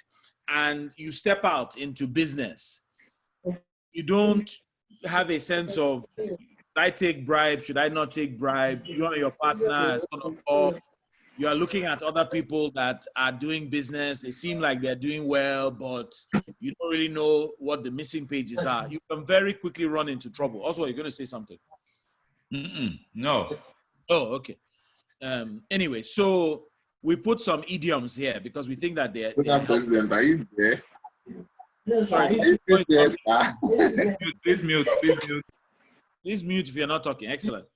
So, all that glitters is not gold. I mean, I remember when people, when my parents used to tell me this when I was young, and I used to think, what are they talking about? But I now get it, right? Sometimes even Forbes falls for the, this thing is glittering, therefore it must be entrepreneurial success that is done through all complete stories. And even Forbes sometimes gets it wrong, right? So all that glitters isn't gold is going to be an important one to remember. Slow and steady wins the race because we've actually talked about this, right? We talked about process and time. So I won't spend time there. And one that continues to be important to a lot of people, not everyone, is that a good name is worth silver and gold, right? That's straight from your Bible. But it is actually 100% true. And if you can protect your name and you have good integrity, it will become currency that you can trade with in the later parts of your year. That's why certain people, are coveted for their boards. When Simi was looking to set up a board, it was North Stars and, these sorts of things that she was going after with junior achievement because she didn't want anybody with missing pages without knowing the terms per se. This is what she was looking at 20 years ago when the journey of junior achievement started. So I think that this is actually very, very critical. Of course, it is a choice like everything else. If you just want to hammer and make money and build your business off of contracts and look good and have nice cars, then, you don't want to necessarily take all of this, but you actually want to build a business. Do you know that there are businesses that because their foundation is flawed, because they didn't, understand these principles, even though they are massive businesses today, they can't list in London. They can't list, they can't even list in Nigeria because that will unearth the worms. And the way truth works is it will someday see light, right? So someday we will finally hear that one big company has been using cement as part of their baby powder. It took 50 years, but we now know it because light will always, shine into darkness. So if you want to build something that's sustainable, that's clean, that, investors can do a Series A and Series B, they can come, you can join the likes of Paga and all these guys that have done nice tech startups. If you want to do that, then this is very, very important. Very quickly, actually, Oswald. No, let's Can I continue? Go ahead. Go ahead, No. Tim. Yeah, exactly. Simi, please go ahead.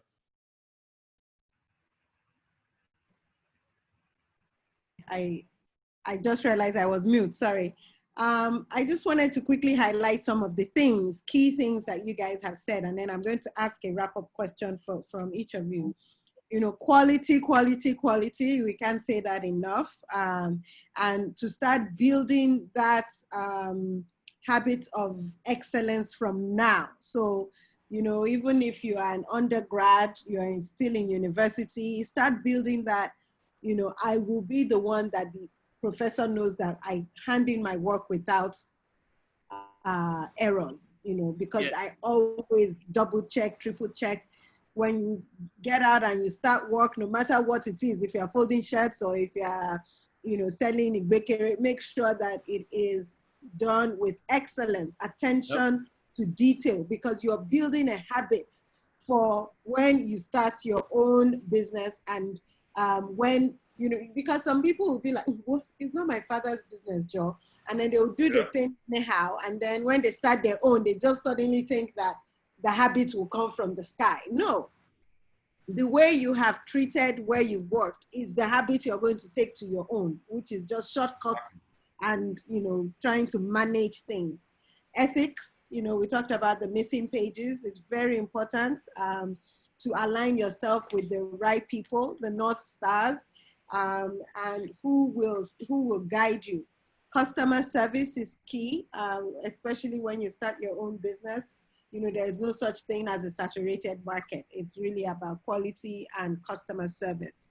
And, you know, we went into this discussion about North Stars. So I wanted you guys to talk a little bit about your own North Stars. Oh, yes, I forgot. Internships, work experience is the key thing. You know, I did, you know, there's a friend of mine who every time somebody dies, she asks me, so Simi, did you work for this person? Because every time there's a tribute, I'm like, oh, I remember when I worked for this person.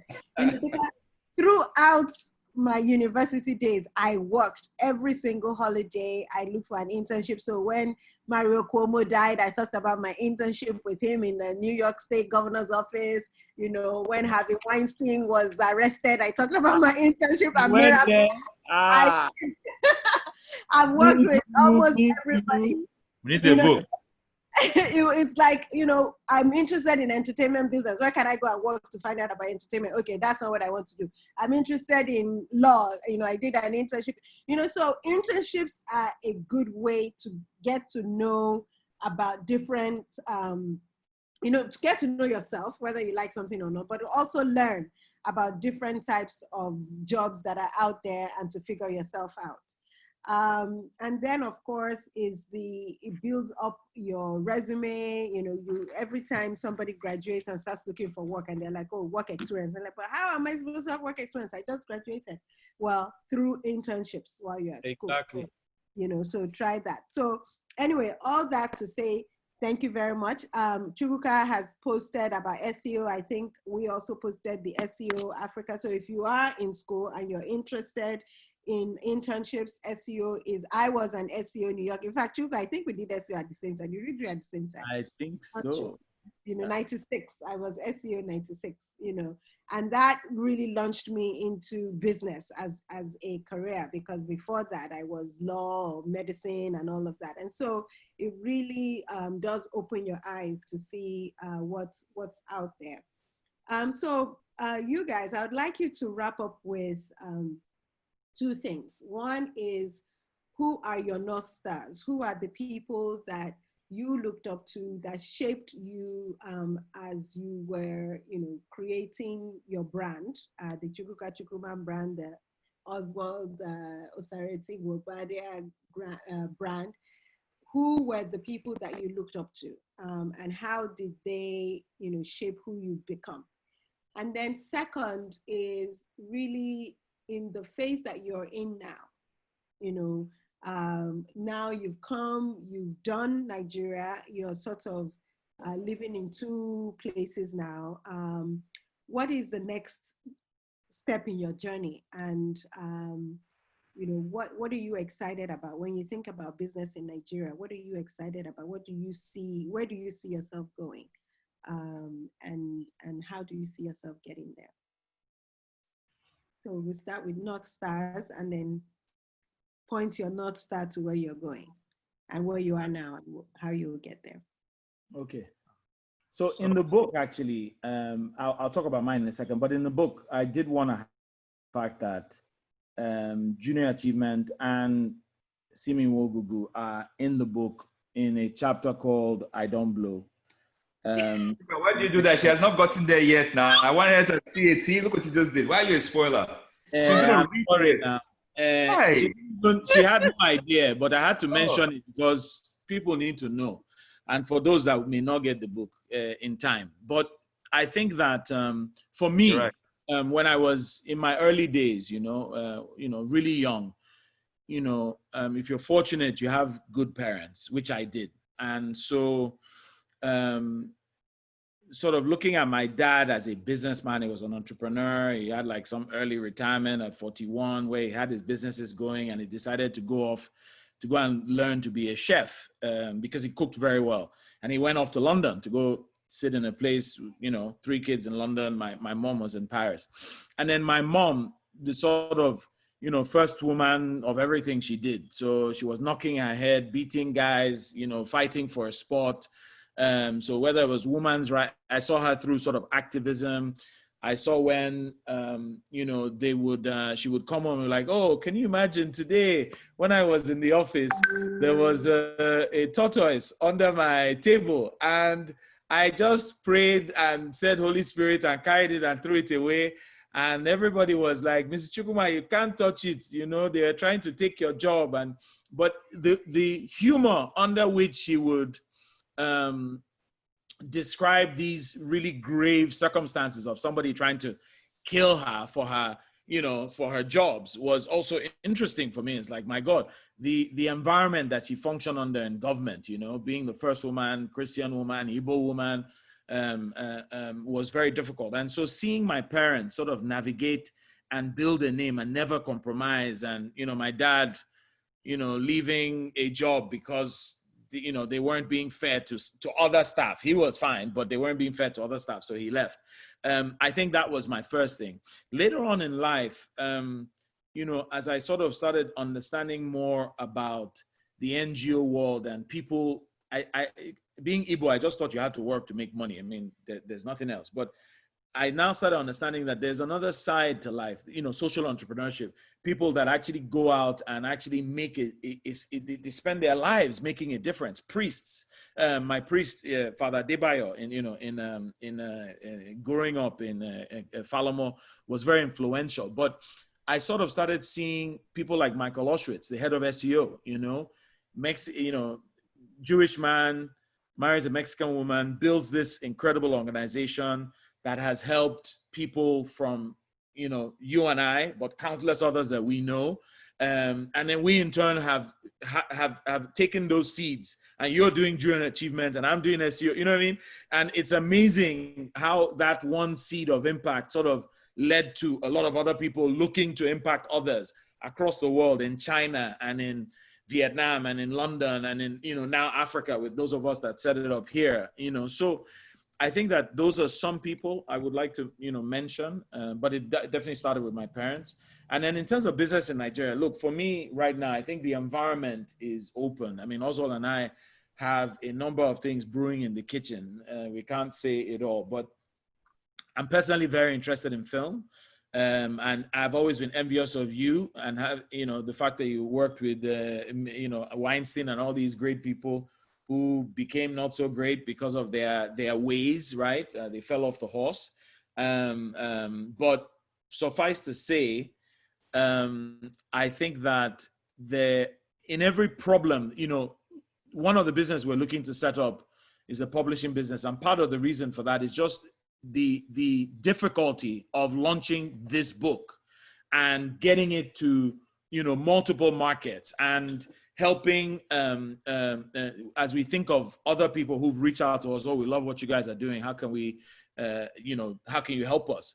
It became a company. It's becoming a company, right? There's so many things that people need as services in this opportunity. So I think that in every situation, if you have an entrepreneurial mindset, in every situation that you experience a challenge, some kind of nagging problem, Chinedu Ichiro is directionless. He's terrible at directions. And he just felt that, why isn't there a better way to get around? And he built HubStop, and then he sold it for hundreds of millions of dollars. I've known him for so long, and he's been on our podcast. He wasn't trying to hammer or make money. He was trying to solve a problem. So we need to go back to passion meets preparedness in terms of your toolkit meets skill sets, and a problem that people actually say, you know what, this problem, if it could just be solved, I'll pay for it. And then that's it, So I think that would be sort of my closing points. We have a video we can use to go out, but Oz will probably have a couple of things you'd like to say. Go ahead, Oz. So I'll just answer the question by saying, to explain the constellation thing just a bit, is constantly changing, right? So when you were younger, it was your parents, right? Those who you literally picture yourself looking up. Who are you looking at? As you get older, at some point it stops being your parents. It's probably a professor in some school, one of your professors that you really enjoyed his class. He becomes your North Star. You kind of fashion yourself after him. At another point, it ends up being, a business professional that you see and say, okay, I like how this person, does things. I remember my first job when I first started working on Wall Street. Most of us looked up to Jide Zeitman, right? And Bio, from Biosphere, from CSFB. Those guys were like mini gods. Big Bio. Oh yeah, it's Big Bio now because it's small Bio, right? And these guys are still setting the path, right?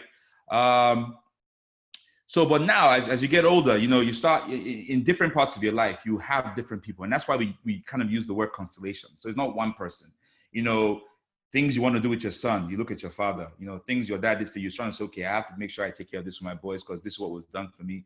This is the base foundation of the things I have to offer to my children.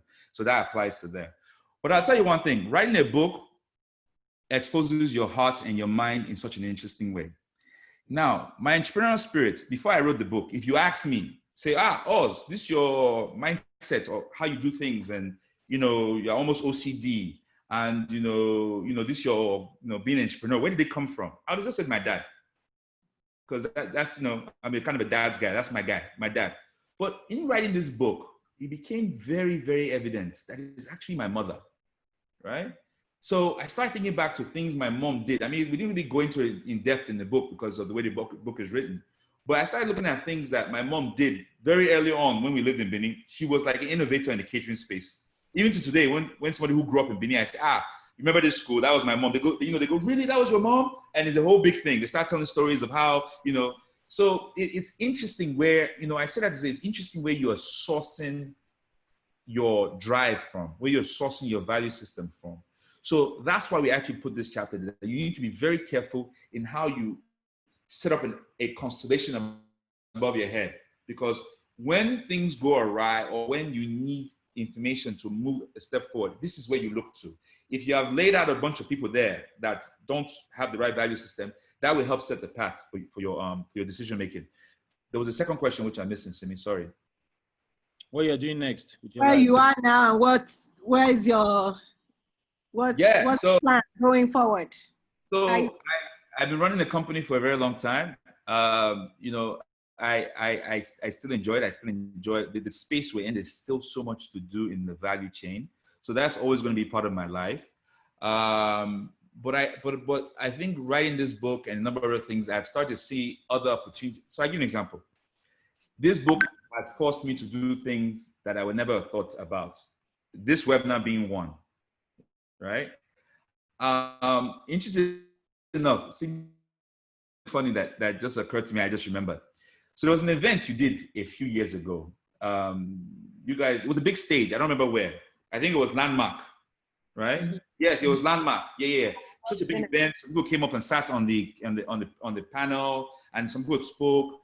And I said to myself, Kai, one day, you know what? I will stop hiding. One day I will do a webinar with Simi. I just said it to myself. No webinar. It wasn't a webinar, obviously. Because the truth of the matter is, Yeah, a talk. Because the truth of the matter is, we haven't been ones to step on a stage and do talks or sit on panels. Simi, you've known me forever. Have you ever seen me any panel or anything like that? No.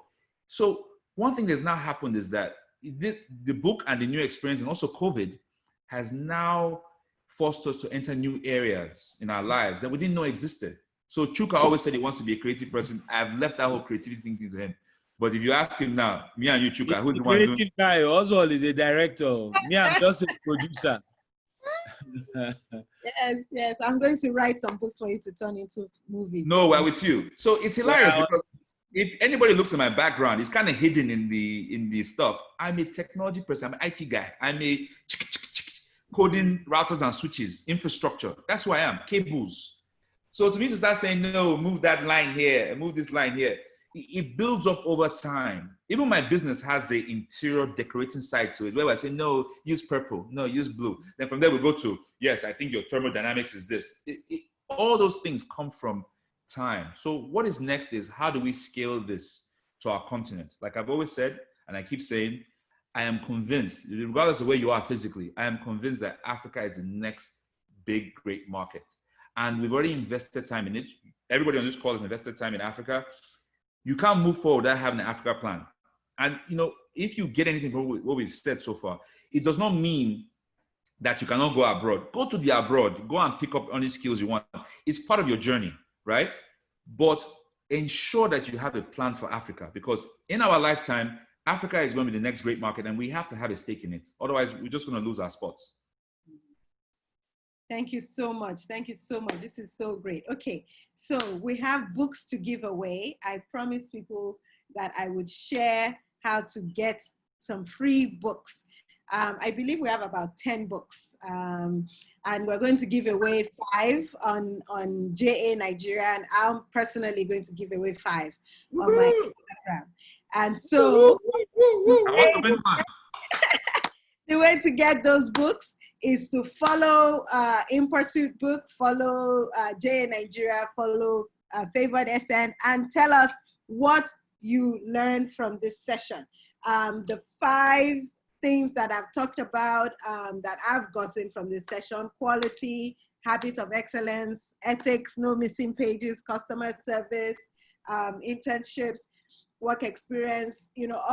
Tell us 5 things that you've taken away from this session, and it has to be quick because it will be the first, I think, 10 to respond on either one. But you have to follow, you have to like, and you have to write to get the book. So make sure you go quickly to IG at JA Nigeria for junior achievement, at Favored SN, and the favor doesn't have a U. So if you write Favored SN with a U, you miss it. FAVOREDSN on Instagram, and then the In Pursuit book for the book. Okay, so look forward to getting that. Thank you so much, my brothers. I always knew we had a lot in common, but I actually didn't know this much. So my favorite restaurant in New York is actually in 11 Madison. So when I saw that on your and it still is my favorite. Have you been 11 Madison? It's fantastic. I'm sure it was under the building now. It's fantastic. It's the best restaurant in the world. So I loved that. And then, of course, Chukuka, I know that we have a lot in common. So I was just reading through this and thinking, wow, there's so many. I remember in 99 was, 98 when Abacha died, and 99 there was this, move back, phenomenon. And let's come and be going. Let's just come and be going. So thank you so much for sharing this with us. I love the style. I love the way you interject and say, shut up, let me continue my story. I love that.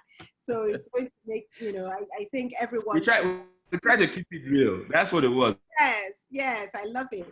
That so, when you're reading the book, it's like you're in the room with us. Absolutely. Tell people how they can get a copy. I know you've been writing it in the chat, but just say it. How can you get a copy in Nigeria? So in Nigeria, Africa, you can go to Roving Heights. So Roving Heights will ship the book to you. It's online. If you check our website, which we posted a link, you will get a link to Roving Heights. It takes you right to the book. If you're an ebook person, which I am not, but a lot of people like ebooks, You can, if you have access to buying from Amazon, you can. But it's basically all platforms that sell books we're on. Barnes and Nobles, Amazon, you name it, Kobo, we're everywhere. Apple Books, we're there. But if you don't have access to that, you can buy the ebook on Literesso. That link is also on our website. So Literesso is a Nigerian business, and they do ebook, which you can read the ebook there, or you can actually buy the hard copy from them as well. But if you want a hard copy shipped to you, you can also go to Robin Heights. But check our website out.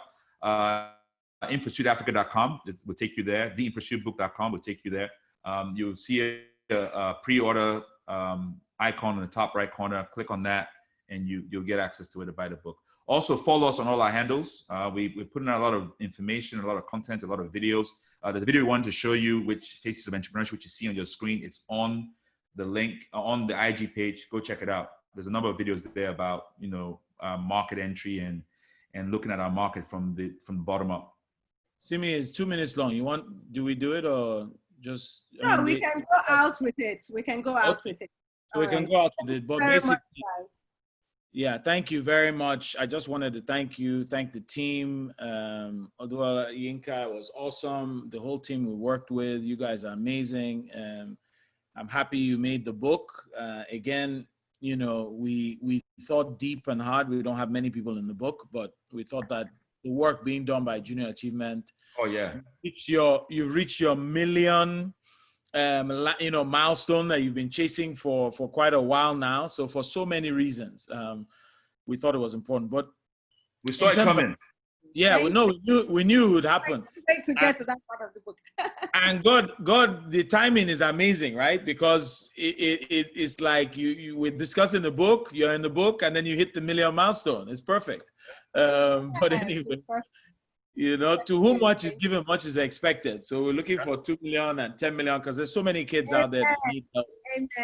For those online, Junior Achievement is also doing some stuff that's important and leaving no child behind. We need to get data to all these kids because people are stuck at home, and unlike some of us who are fortunate to have internet and therefore our kids can continue to learn, a lot of people aren't in that bucket, and we have to fix that, right? Because God will not be happy with us. Even if you make heaven, you might not be near the ice cream store like I will be. So I think that I'm very interested in ice cream, as you can tell. I must have some today. But anyway, without further ado, I'll play this video and we'll sort of end it off. It's just a 2-minute video. Okay. Thank you, guys. The real story of Africa's entrepreneurship is not in the abundance of its natural resources. It's not in the fabulous lifestyles, nor is it only found in the stories of the few who are celebrated as having made it in Africa. These faces here represent Nigerians who tell a noble and grittier African entrepreneur's journey. Their faces and warm smiles are evidence that they too are making it in spite of the avalanche of challenges in their path. These stories are rarely heard. Africa and Nigeria are indeed powered by faces of everyday people, like Aliyu, Ngozi, Ekaiti, and Babajide. For them, entrepreneurship is not just a way of life. It's not a hobby. For them, it's for daily survival. So when you see an African face like this, stop and engage them. Listen closely. They will give you raw local insights into doing business on the continent that you will not get in any business school or boardroom.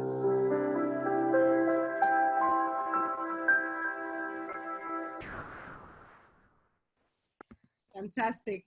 So thank you very much, everyone, for joining us. Look out for more webinars coming from JA Nigeria. I want to again thank Chukuka Chukuma and Oz Gobadia for spending time with us today. We will send out the recording and the slides to everyone who registered. So if you haven't registered, just do register, and if you have your email, you will get the slides from the In Pursuit book and also the recording of this session. Thanks very much. And Oduala, I believe it's a wrap. Thank you, guys. Thank you. Take care. We have an exit poll, so just answer the question you see on your screen, please, before you go. Thank you. I said yes. Thank you. Thanks, All right. guys. Bye-bye. Take care. Bye.